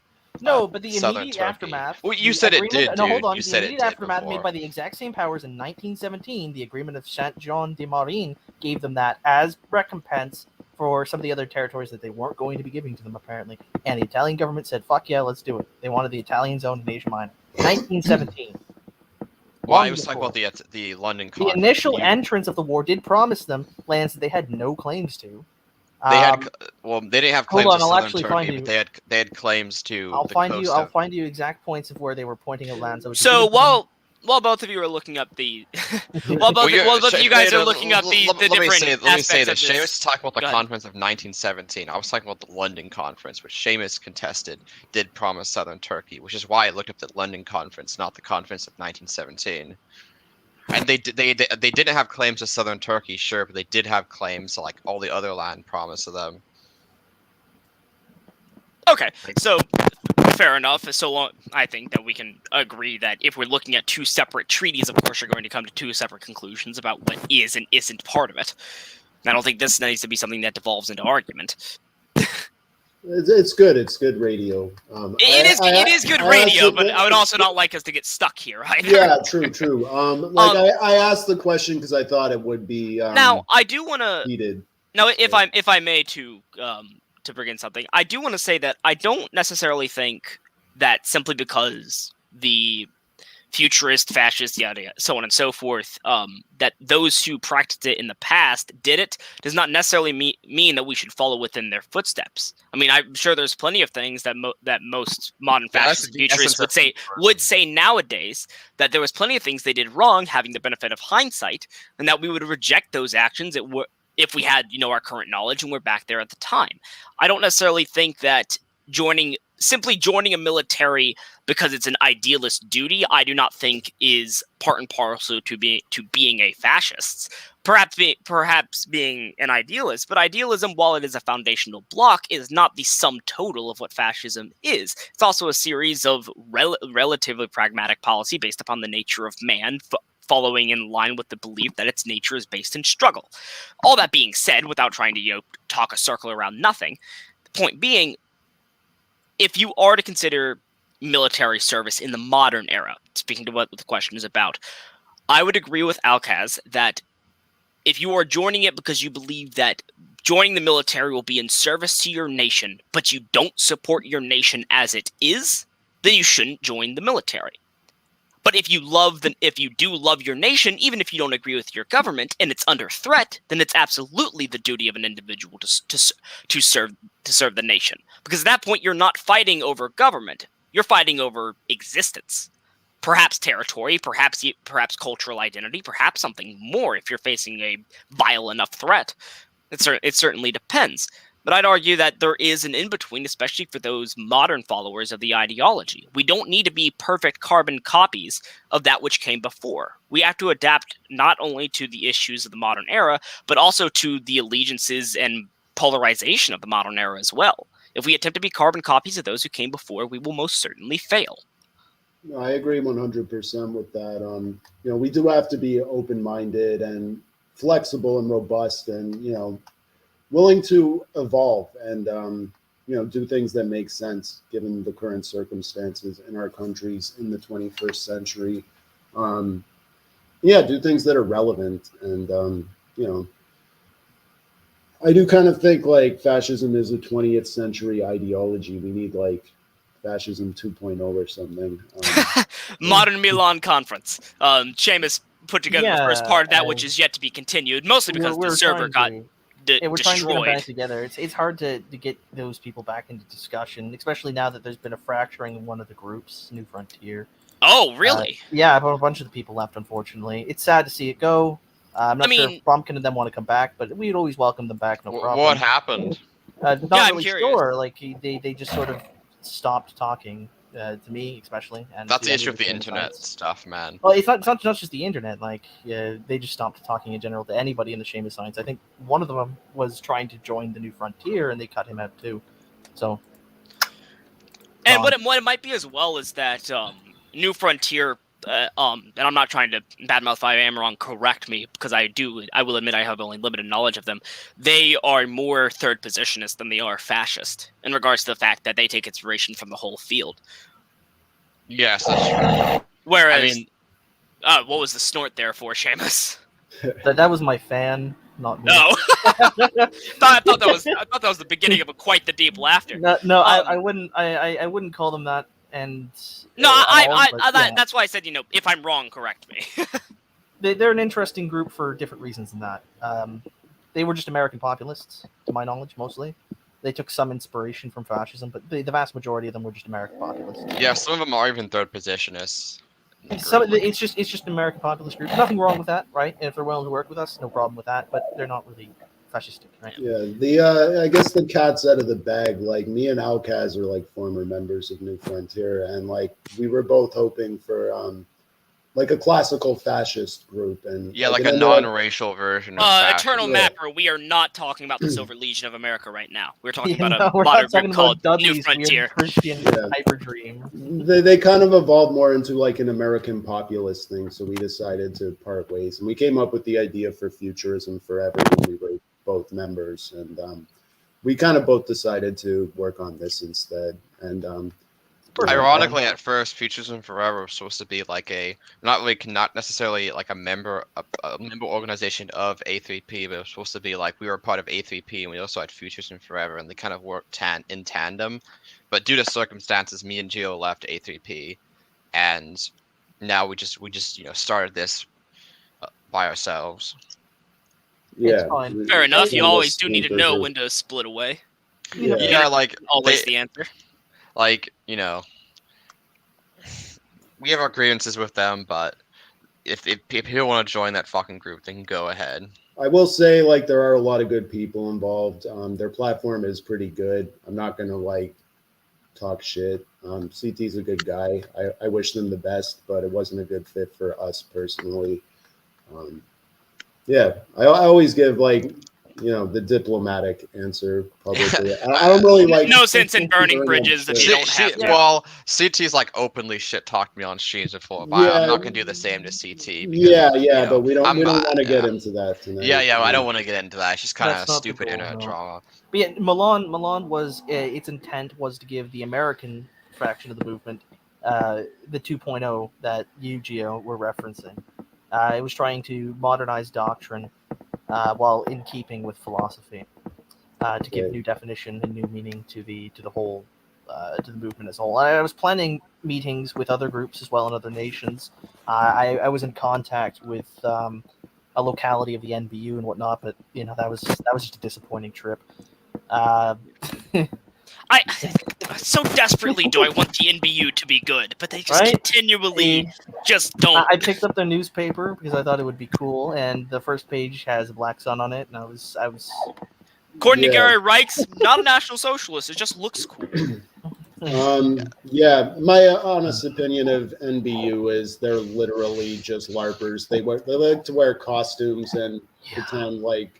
Revive a movement from 100 years ago that never even obtained power the first time. Like, I don't know. I don't see the point. I think it's like they originally it was a good idea because he left the BNP and whatnot because it was just like white race, and then he immediately went back into that white race shit which is highly Yeah. disappointing. I mean, he went from detesting it and leaving an organization over it to forming his own organization that then got swept up in That then supported it. It's like the villain to hero to villain arc right there. Question from the audience. Opinion on the former Silver Legion movement. Yeah. Dudley Pelly and his fucking So fever dream. I've read Dudley Pelly's works, specifically No More Hunger. I've done research into the Silver Legion, way back when, and I've done a little bit more modern research into his whole college thing and his belief in it. Ostensibly, more fascist inspired than not, but more closely aligned with National Socialism, white nationalist to the extreme. I mean, one of the most violent white nationalist groups came out after the splinter of the Silver Legion, and far too much of a focus on esotericism and the implementation of esotericism rather than simply the research into it as a personal endeavor. I actually wrote a whole book about the Silver Legion and Pelly called fucking A History in Right-Wing Extremism, William Deadly Pelly. It's on Amazon. I mean, it's interesting. Like, if you want a better American figure to look back on, Staff Sergeant McGuire, World War I veteran, head of the American Legion. Most people don't know this actually, but Ezra Pound found out about fascism and got in contact with Mussolini. Yeah, I know. Italian I promote fascism his book, Pelly. Jefferson and/or Mussolini. It's a great book. It describes the similarities between Thomas Jefferson and Mussolini as political figures. But if you want an actual fascist movement, the American Legion was the primo fascist movement of the 1930s. Some of Pelly's ideas about economics were pretty good though. Of course, he was a core. Just fascist economics, right? It was. Of course, it's solid working. Now, admittedly, the program of No More Hunger was honestly very unique in regards to an application of fascist economics. It was fascist economics, but the application, it was fascist economics in theory, though in application it was something entirely unique. In the original edition of it, there's literally a chapter that was taken out of later editions where Pelly talks about bringing back slavery and re-enslaving black people. Yeah, not all of Pelly's stuff was great. I don't look up to Pelly. There's some good stuff that came out. If you buy the book now on Amazon, that chapter's not a part of it anymore. Yeah, no, Pelly, and this has honestly always been my argument against really any form of ethnic nationalism, especially in regards to America. Now, I should say, I'm speaking specifically in American regards. Even way back then, it was simply too large of a percentage of the population to completely remove them. Even if you got 50% of the white population back then behind the Silver Legion, you would then have the entire black population and a good percentage of the white population who would be antagonistic towards the murder, re-enslavement, or anything else that Pelly might have done to the African American population. Yeah, Tobiah, aren't you Asian? No. Oh, right. What the fuck? Why did I think that? No, I'm Italian Hispanic. Oh. Man, Asian enough. That. Not Asian enough. I think you're thinking of Kami. No, I know. I talk to Kami every day. Kami's Asian. I would obviously know. No. What the hell? Asian? Me, Kami, and Gio joined ACP at the same time. True. Asian? Where the hell? Where'd that come from? As far as American figures go, I honestly like. Maybe they're thinking of Scent, Evan. Maybe you might be thinking of Scent. Yeah, he's another ARF guy that you've met. Yeah, I'm thinking of Scent. Scent's an Asian. He's a Chinese guy. Yeah, Chinese. Yeah. Yep. As far as American figures go, my personal favorite is probably Huey P. Newton of the Black Panther Party. I think he had a lot of good revolutionary ideas. Not a fascist though.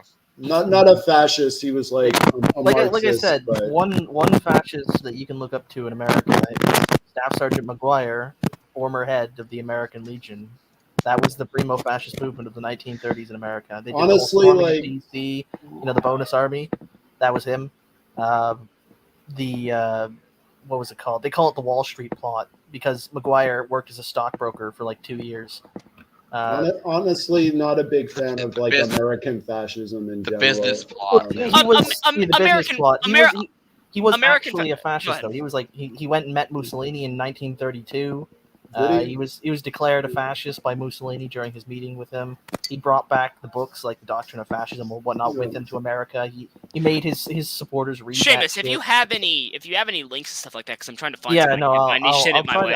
I'll grab the book I have on him and send it to you. He's a really interesting figure because he talked with Smedley Butler, and he wanted him to join the movement and march on D.C. to coup the government, and then Butler turned him into the cops. Yeah, Butler betrayed him. and stabbed him in the back. Ironically, when MacArthur heard of Butler's betrayal, he said, "quote Maguire should have came to me. I would have rounded up 500 veterans myself and marched on D.C." Base MacArthur. Yeah, it was kind of Fucking love MacArthur, man. It was similar to Not a fascist, but awesome. It was similar to the D'Annunzio thing, where like the business plot was made up of a lot of disenchanted veterans who. Yeah, like, no, were very mad at they the tried US to government. sell it. They're like, look, it was just a bunch of businessmen from Wall Street. But in reality, they called it that because Maguire had worked for a couple of years as a stockbroker, so they claimed it was big. It was the big business trying to throw their weight behind a fascist movement, and it's used by a lot of anti-fascists now, especially in America, as an example of fascism being with the big business and whatnot. But in reality, the big business openly opposed them and attempted to get Butler to turn on them by giving him bribes and whatnot. I love the entire strip from east to west on the Korean Chinese border with nukes. See if they'll reinforce that way. But MacArthur in 1936, after hearing of that of the plot, said that he would have marched on D.C. at the head of them if they would have asked him. Yeah, you and Judas could be brothers. Judas is Italian, Hispanic too. Yeah, that's Judas in the Tim chat of here. Rivia is Judas. Shout out to Judas. I guess I should announce that like we're starting a new series of like Spanish language futurism forever. I'm pretty sure Judas is going to be on that. They're recording their first episode. I'm the worst Mexican in the world. I don't know a lick of Spanish. Yeah, but there's going to be a discussion in Spanish on Trenchocracy by Benito Mussolini, which is an early text. I have a reading of it in English, but that's going to be like Hello, I'm back. Spanish Futurism Forever's debut, which should be up either tomorrow or in a few days. Oh my god. Millentype, fuck you, dude. Don't ever do that. Hello, I am back.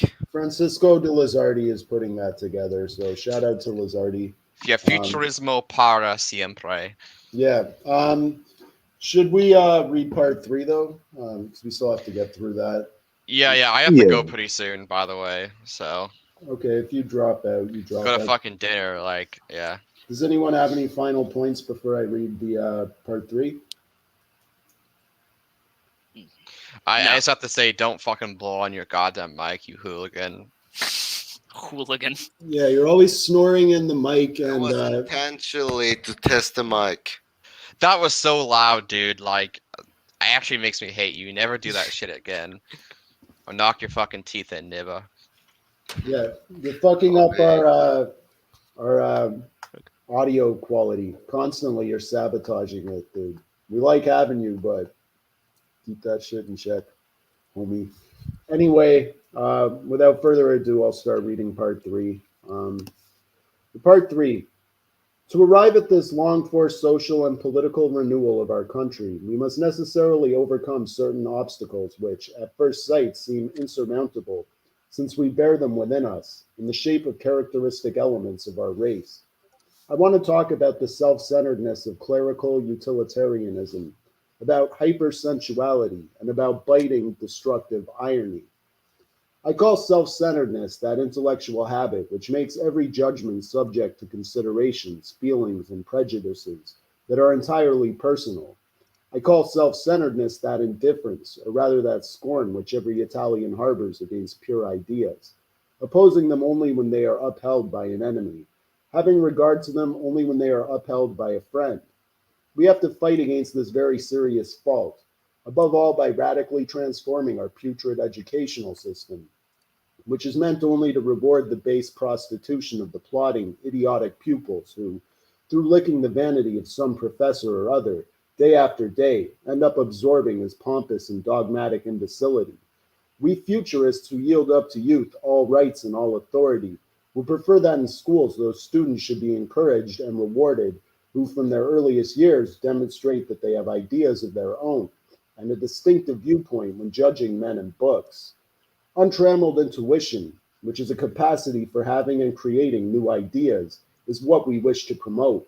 And it is for this reason that we would exile our priests from schools, for they, being no longer able to implant faith in this irreligious day and age, content themselves by softening and debasing pupil spirits, bringing into being that phenomenon of idiotic, timid utilitarianism, which goes by the name of clericalism. Italians, we have to intensify and everywhere kindle all-out war against clericalism, a political party which, being no longer grounded in mysticism, and having lost all hope of temporal power, through our children is threatening our future greatness. Priestly utilitarianism, fear of light, this is the mire in which our nation is wallowing, covering itself with the slime of sloth and hypersensuality. The other Italian, indeed Latin vice, is manifested in 1,000 different ways, and most of all in the tyranny of sentimentalism, which scythes through the energy of men in action. Because of their obsession with conquering women, because of the romantic ideal of fidelity, and the infamous tendency toward a fatal, enervating lust. The inauspicious tendency must be opposed. Can you mic, Evan? Can Yes, you mute? apologies. No worries. The inauspicious tendency must be opposed, both in schools and outside, by means of a continuous, well-planned development of physically demanding sports, of fencing, swimming, and especially gymnastics. The latter must follow the methods of the Swede, Ling, being freed from the old style of acrobatics and parade ground exercises. It must be rationalized gymnastics aimed at developing the thorax, expanding the lungs, setting the heart beating, controlling the intestines, stimulating blood circulation, increasing the number of blood corpuscles, strengthening the sinews and toning the muscles, to shape a human body that is beautiful, slender, strong, and resilient, which can think, desire, and knock down men, ideas, and things with equal ease. We futurists, being thoroughly convinced of the influence that art exercises on all the activities of a people, wish to purge it of sentimentalism, of the D'Annunzian obsession with sex, and of Don Juanism, creating instead an art that glorifies individual strength and freedom, the victories of science, and man's increasing dominion over the dark forces of nature. In short, in the imaginations of our young people, we want to replace the tiresome Don Juan with dynamic, imposing figures, such as Napoleon, Crispy, Ferrer, and Blériot. We know for a fact that a licentious romanticism exaggerates the importance of women in our lives. For while Italian women, who are utterly inferior to the women of Germanic origins, are delightful dispensers of passionate caresses, they are absolutely incapable of understanding and supporting a man engaged in heroic, unselfish struggle. Italian women, though the sweetest of mothers, cultivate cowardice in their own sons, when they aren't simply dominated by priests or by the constant desire for excessive luxuries. They become almost invincible enemies and an insurmountable barrier in all the great conflagrations of war and revolution. Our excessive sensuality generates not only this exaggerated importance of women, who are nothing but voluptuousness and encumbrance, but as a consequence, an obsession with ostentatious luxury and domestic comforts.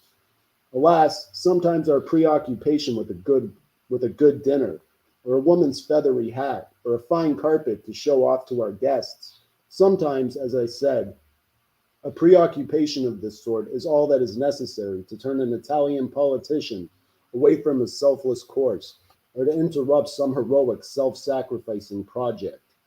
It is for this reason that we futurists believe that marriage is one of the greatest dangers confronting our exaltation of courage and intellectual freedom.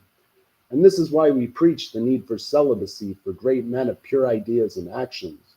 To our great disappointment, we have recently seen a man of the highest, most explosive ideals succumb to just such an enervating atmosphere of conjugal serenity, and thus totally renouncing all courageous actions, sink skeptically into a comfortable armchair, highly cultured among his too much loved, friendly, but useless books. to greet our explosive enthusiasm with the most facile of smiles and discouraging, destructive irony. Irony. What irony? The old Italian irony. This is our enemy, which we must destroy, which we must trample down, with our zeal, with our courage, with our optimism, even if they aren't quite real. Workers, be on your guard against the irony of skepticism and egoism, for it will melt your heart in the moment that it is justly roused and create in you that shameful fear of the call to arms. In the 10 years I have lived in Milan, studying the ebb and flow of Italian socialism, day after day, carefully reading every meeting like a very interesting, sad book, but often have I blushed as an Italian, and I say it again, as an Italian, seeing huge masses of workers, stirred by the most legitimate demands and by a magnificent desire for greater liberty. Huge masses of people, I say suddenly, seized by the most absurd collective fear, on hearing the four impertinent notes of the police trumpets.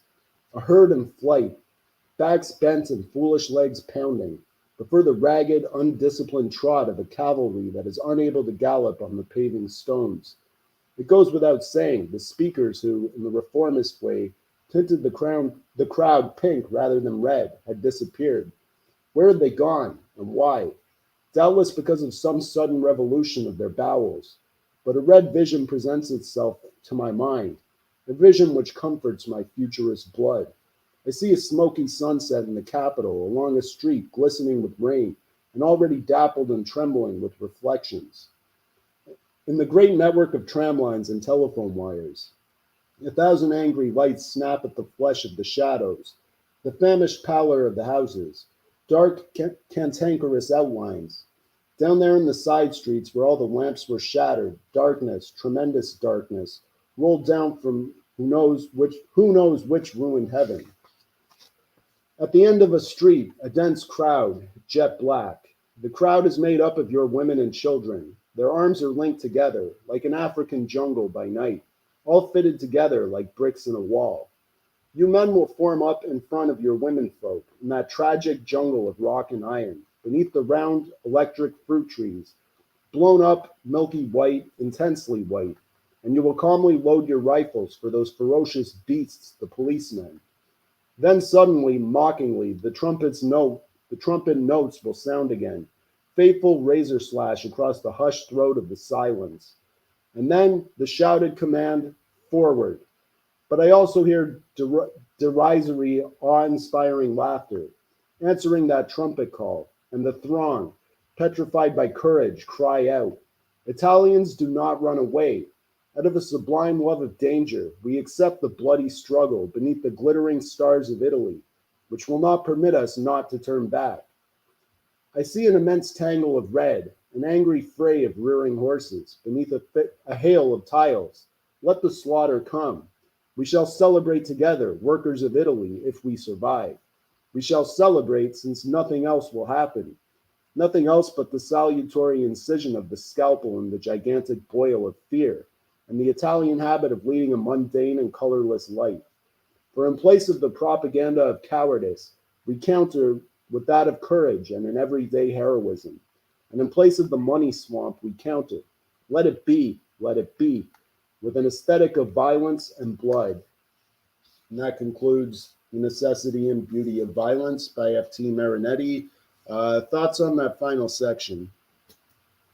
I find it interesting that Marinetti continues his very anti-woman aspect of the political arc of futurism in this section, discussing violence, denouncing the institution of marriage, and especially the Italian woman as something that destroys heroism and undermines the willingness to go to war. Well, no, it's specifically the actions taken by Italian mothers. It's not, at least now I'm not that familiar with some of Marinetti's others works, but specifically here, it's not necessarily an anti-woman so much as it is the current expression of Italian motherhood, that which coddles and pacifies the vitality that the youth could otherwise encourage and grow within. Yeah, he did think like figures like D'Annunzio spent entirely too much time chasing skirts around. He thought it was a problem of like all Latin peoples. You know, it's a distraction from men doing what they should be doing, which is like everyday heroism, you know, fighting in wars, you know, being masculine, not being a slave to your desires. And, you know, he thought it made Latin men soft and weak. So yeah, like he promoted like a voluntary celibacy, basically. A lot of people take his like anti-women stuff, contempt for women, as being like inherently homosexual, which I don't agree with that reading of Marinetti personally. He was really like more asexual than anything else. Oh, he was very asexual. Yeah, but I mean, he did have that one commentary in England about the normalcy of homosexuality among youth. Yeah, he didn't condemn it. I don't think he was. No, he said that it was a quote unquote normal for men of 20 to be engaged in extreme acts of camaraderie, aka homosexual sex, and then go off chasing women in their 30s. And in that same speech, he condemned Britain for their treatment of Oscar Wilde. So there is that. That's like the only quote that people bring up to, you know, back that claim up. I think he just was not interested in sex for the most part. Yeah, he promoted like voluntary celibacy. I mean, very explicitly here, it's essentially an outline of how he feels that the pursuit of sex itself drastically defeats the whole purpose of futurism.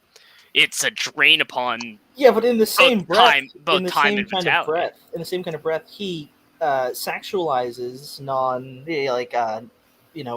inanimate objects like the machine gun. I'm not saying there's no you little machine gun, a fascinating woman and sinister and divine, driving wheel of invisible 100 horsepower, roaring and exploding with impatience. What doesn't that come back into the whole cult of speed-esque idea, where it's every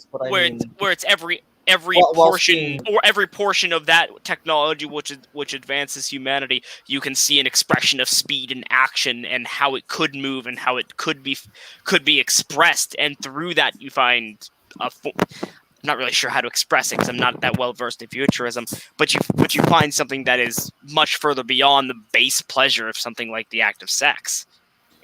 Sure, it is a version of sexualizing. He still describes it in sexual terms. Oh, of course, but what other terms is there for it? I mean, it's not exactly as if making up... I mean, obviously, making up words is part and parcel to humanity, but that's not exactly the whole purpose of what Marinetti was doing. He wasn't a linguist. He was a futurist. No, that's absolutely correct. But I just find it interesting, the same way that he was asexual, very against the sexualization of things, he thought as a way to, to take men away from what they should be doing. He, in the same kind of length, sexualized inanimate objects like the machine gun and the machine, and that's why I don't necessarily think it was an antagonism towards the sexualization of things. Once again, this is my first actual reading of any of Marinetti's work, but rather antagonism towards that sexualization which does not benefit the embracement of futurism, of speed, vitality, progression, so on and so forth. Yeah.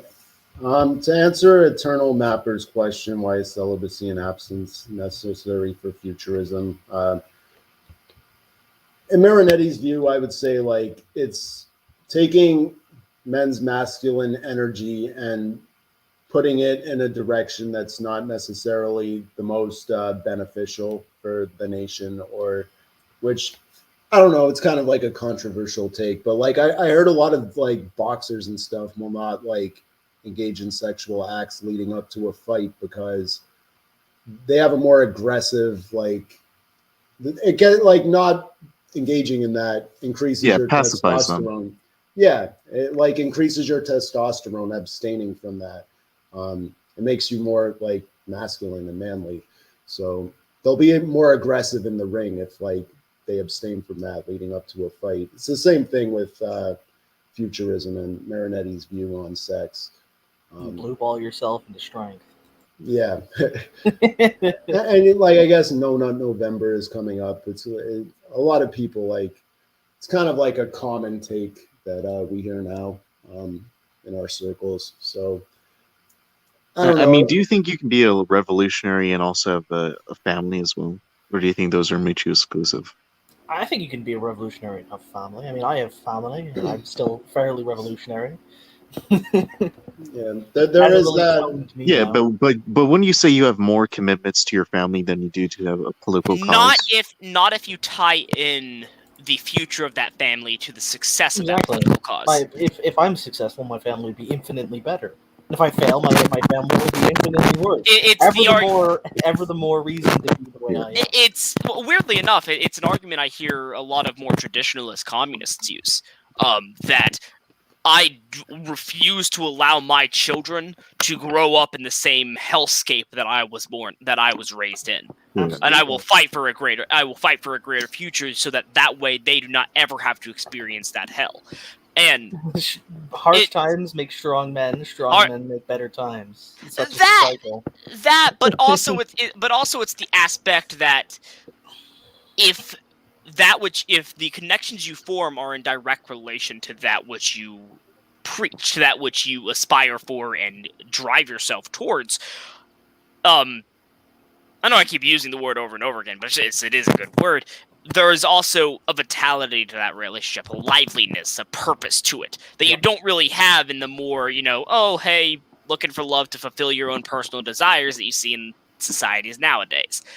It's very much, it brings back one of the initial purposes of, coupling, beyond, the procreation of the human race, which was that through marriage through marriage or coupling, because not every culture describes it as marriage, there is a distinct bonding of the desires, aspirations, dreams, businesses, endeavors of those two families. Evident here being culturally sensitive. Well, it pays off occasionally. I really want to hit those Hindu membership levels. Oh, I don't care. Listen. It pays sometimes to be nice. But the point being is that it is very much the idea that if your relationship is founded, I would honestly call it the mania of belief. Belief in a political idea, religious idea, so on and so forth, doesn't really matter. If it is founded in that, there is a security, a prosperity, and a benefit to it that you just do not see in relationships for pleasure. And I think that's very specifically where Marinetti is talking about. It's not so much celibacy and abstinence from, and once again, only reading a Marinetti I know, so if he says this in other works, correct me. But not necessarily celibacy and abstinence from sex with women in general, but rather from that which is frivolous and not for the purpose of pursuing the future, of embracing the vitality of youth. He does hate sex and women. Is it that? Okay. I just didn't know. Marinetti is pretty, here's a good quote. Love women, I've erased these things from my memory. Yikes! Okay, never mind. Never mind. Then I was hoping to make. You should also read Marinetti's essay "Contempt for Women" as well. It's pretty. Also, not like women. Which is what I was commentating on. He thinks that love is a fictional identity. I don't agree with him on that. Right? I think that that even if it isn't as an idealist, even if it isn't a physical reality, it's still real, right? It's still something that is, of course, that is still an entity onto itself. I mean, it's like the zealotry of faith. Exactly. Faith as a concept, there is no physical form. Yeah, of you faith. Can't prove God physically, right? So you can only believe in Him based upon faith, right? Based upon the belief it's in a higher order. Also, his essay "Mechanical Man" and "The Reign of the Machine," he covers a lot of this ground. We did an episode and discussion on that, as well as Contempt for Women. I'm on Nationalist Quotes right now, trying to find the quote that Judas posted. Eternal Mapper actually asked about something pretty interesting. Is what would the future of fascism or futurism be if it had survived past World War II? One shape or form, if they had teamed up against the Nazis or just generally won the war, what would have been the future for them? Anyone want to take a stab at that question? It's a very open-ended, and I don't think there is a wrong answer. But I mean, personally, I think he makes a interesting point talking about the exploration of space and the benefiting of the state beyond Earth. But I think as well, one thing that's noticed, especially in the expressions I'm aware of Italian fascism, is that there is an odd kind of internationalism with fascism in terms of that, the fascist spirit, that vital spirit of rejuvenation of the people of, a nation. That's something that needs to spread. Funnily enough, a man I no longer support, but Joshua Neuer had a very good statement about this, which was, an island of fascism cannot exist in a sea of liberalism. It requires to spread and to advance. And I think I'm not necessarily saying that it's going to go the USSR of fascism or anything like that, but I do think you would have seen a almost proxy-esque scenario as with the Cold War, with the spread of with the attempted spread of fascism to nations who are willing to embrace it, before you would see some form of space exploration.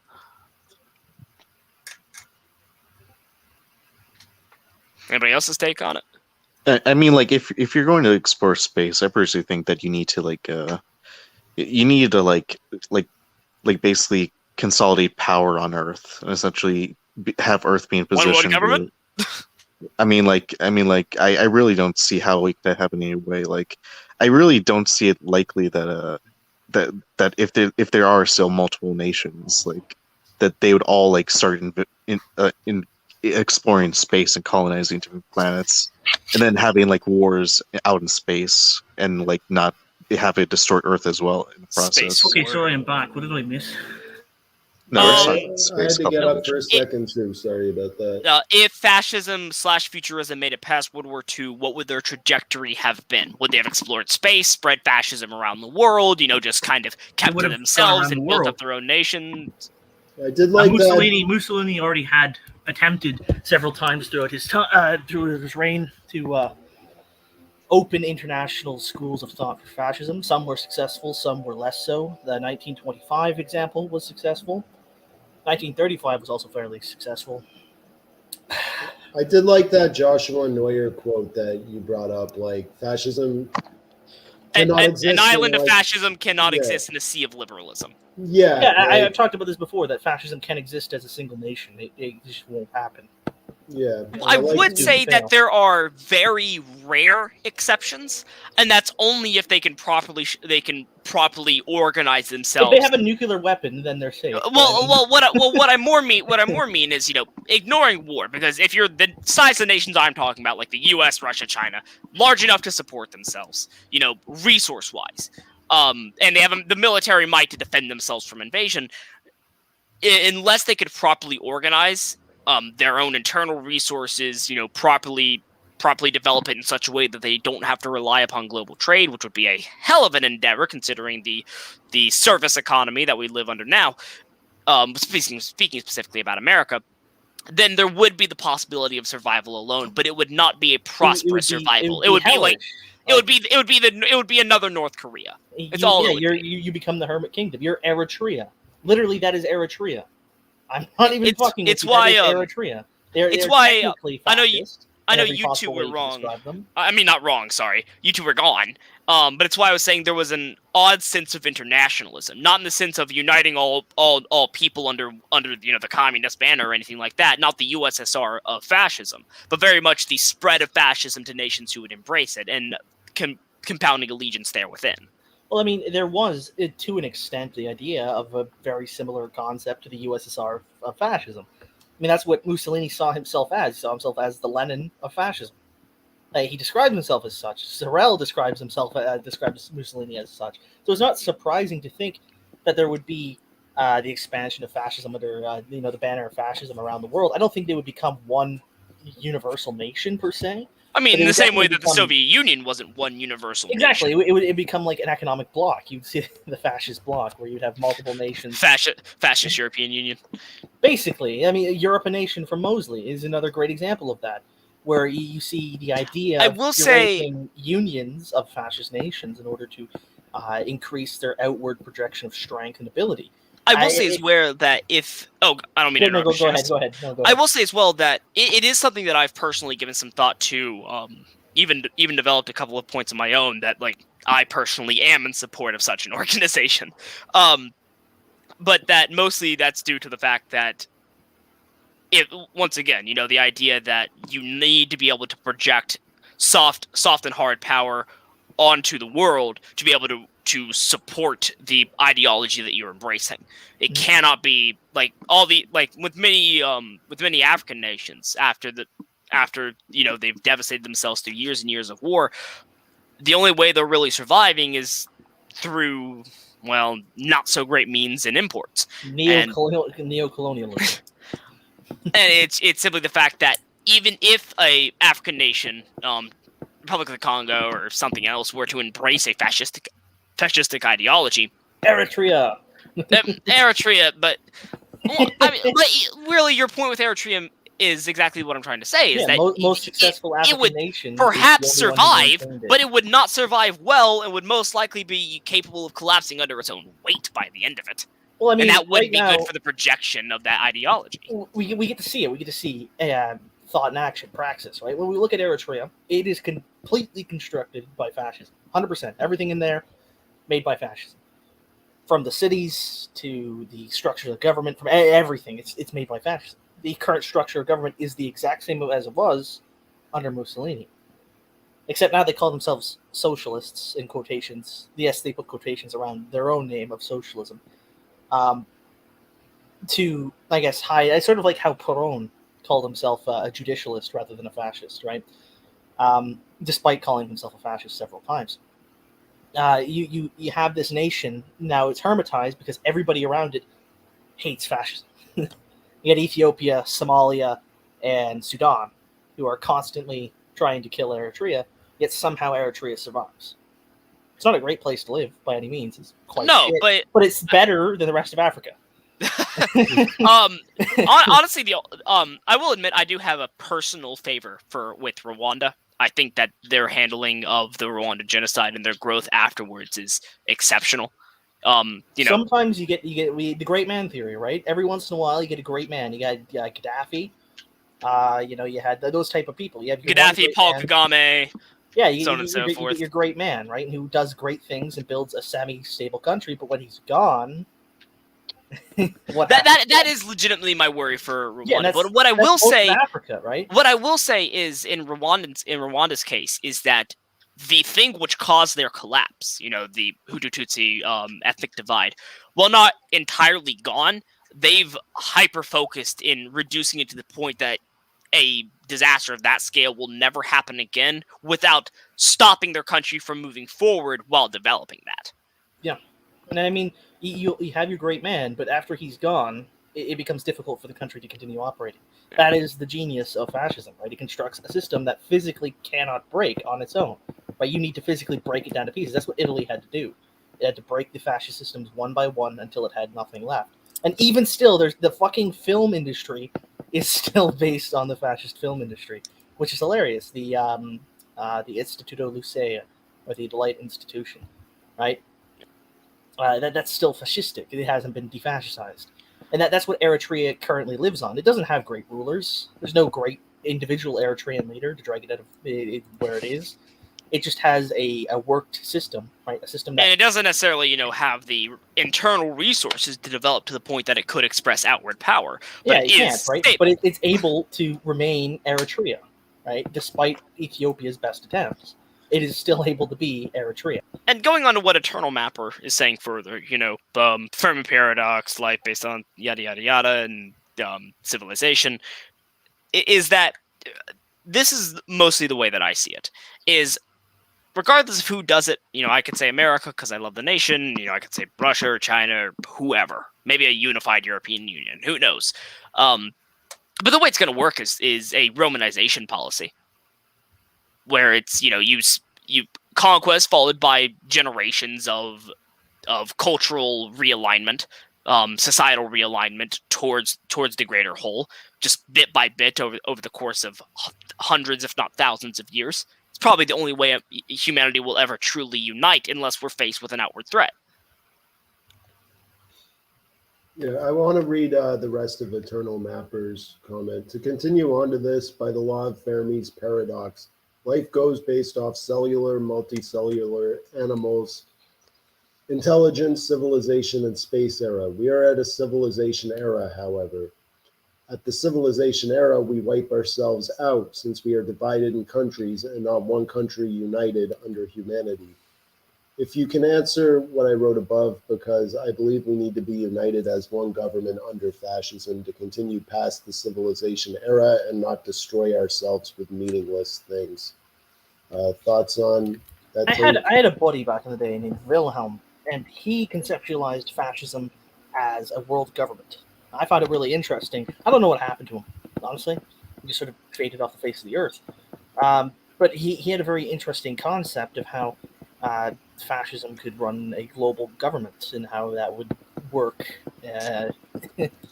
going forth from there. Well, honestly, if we are to talk about internationalism in terms of, while fascism is an idealist political philosophy, it's also, as I stated previously, it's founded upon very pragmatic economic and ruling practices based around the nature of man, which is found to express itself time and time again throughout history.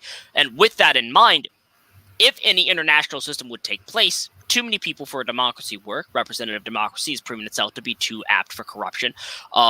Communist society, due to its utopic values, would never be able to be properly expressed and thus subject to the same corruption that a representative democracy would be capable of.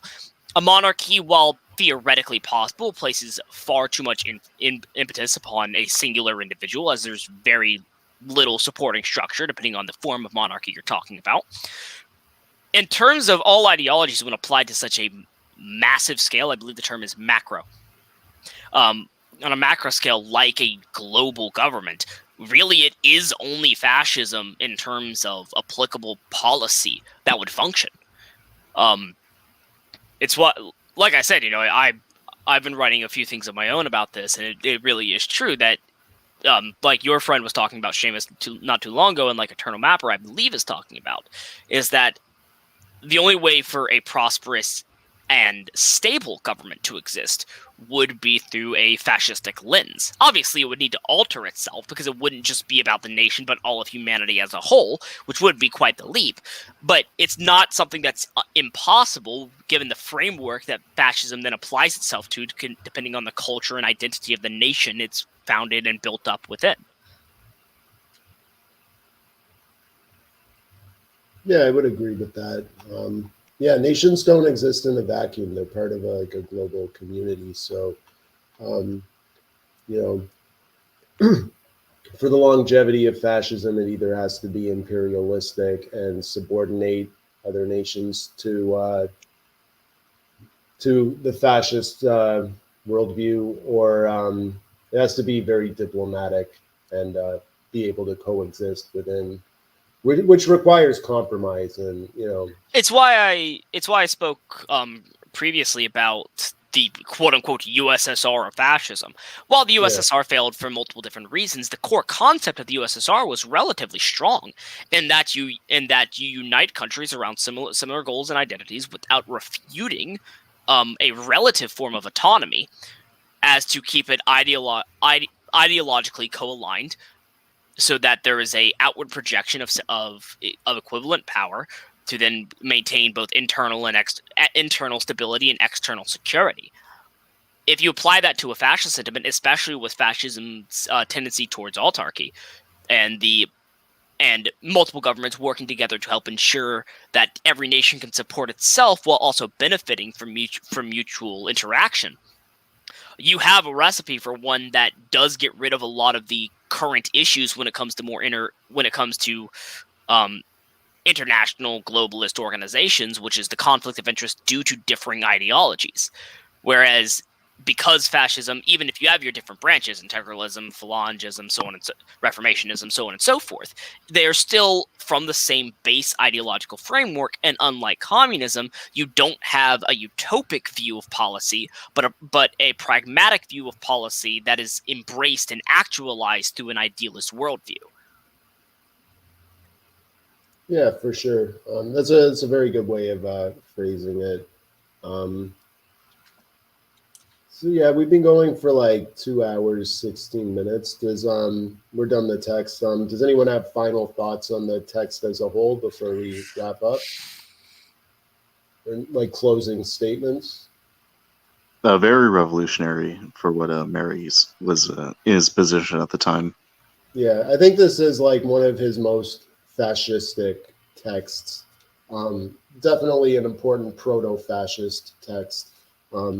You can kind of see futurism's influence on what would become fascism. I think this speech was given in let me see, it's in the fine print at the end. I think it was like 1912.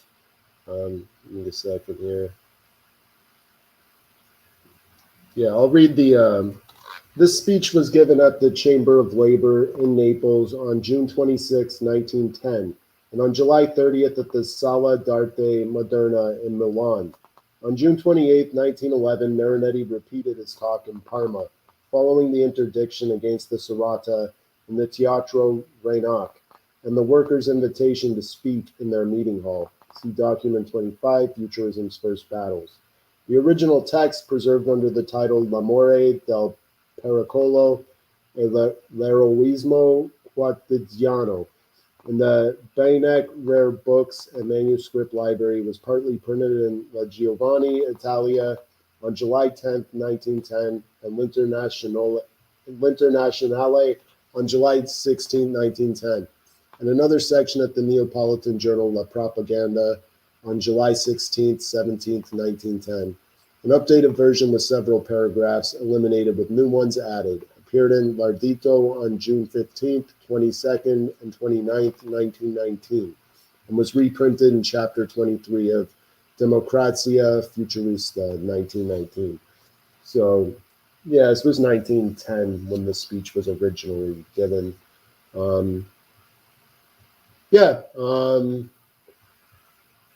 Just thought I should throw that out there, put it in its proper historical context. Like this is leading up to World War One. World War One has still not happened when he's giving this speech. But yeah, it predates fascism by like a solid decade too. So The speech yeah, this was like originally a speech in 1910, right? Yeah, So the same year of the formation of the Proudhon Circle. yeah, I guess. Did they form in 1910? I'm kind of Yes. underread on them. I know the They gist, formed in but 1910. yeah.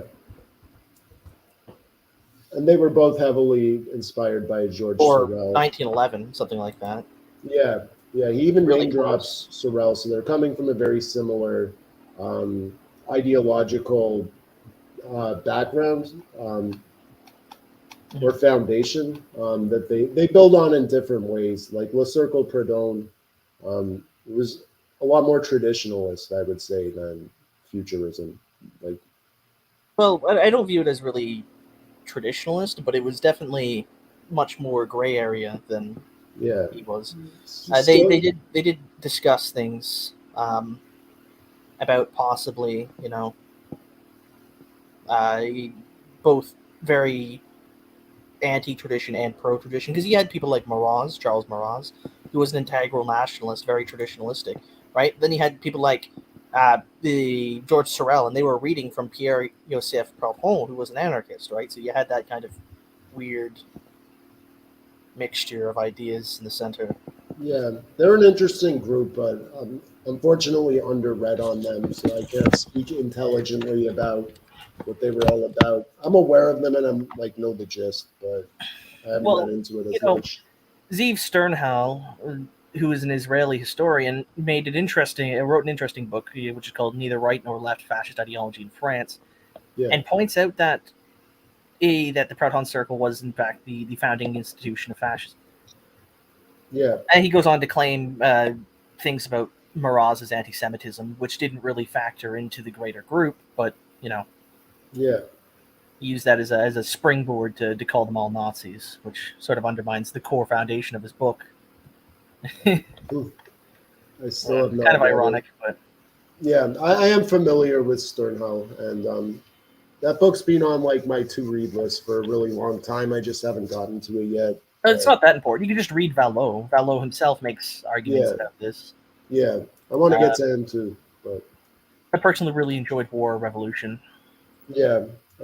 Send me the link. You said you have like a PDF of it. Yeah, I have a whole library of books, which I have Vallot in. It's on the website itself, Yeah, right? SHGC. Yeah, you can go on our website and grab it there. Yeah, I'll put the link to both of your groups' websites on in the video description. I'll update it either tonight or tomorrow. Yeah, thanks for coming on, guys. I thought this was a really good discussion. It was good having classical fascists on, and we've been so anarchist focused lately that it was good having an episode that was more fascistic and focused on fascism proper. So, yeah, I think this was a good discussion. Does anyone have any final thoughts before we close it up? Only that if. Once again, I would be more than happy to appear on the next. Oh yeah, I'd love to come back. Let me know. Okay. Yeah, the next futurist text we're doing is going to be against academic teachers. We have some other episodes first. Next week, we're doing chapter 4 of the Beno Gang series.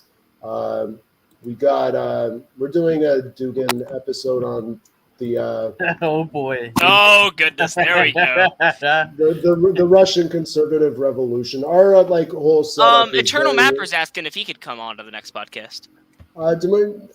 Get in touch with me on either Twitter or Telegram at Facio Giovanni. Send me a DM. I can give you an invite to the Telegram group. And I kind of just post the StreamYard link each week, and whoever wants to come on comes on. It's very loose and open invite kind of format. I only have 6 slots, so it's first come, first serve generally. Sometimes I have people in mind for an episode. Like I really wanted to have Seamus and Evan on for this episode. So I will reach out to people if I think they're good for a particular text. But most weeks it's just open invite. I drop the link in the Telegram group. Whoever wants to come on comes on. Very voluntary. But yeah, get in touch with me on Twitter or Telegram at Facio Giovanni. And I always need new contributors and fresh perspectives on these texts. So yeah. Very interesting. Yeah, I think this was a good episode, guys. Thanks for coming on. I think it was. We'll see you guys next week when we cover chapter 4 of the Beno Gang, Anarchy in Suburbia. Salud.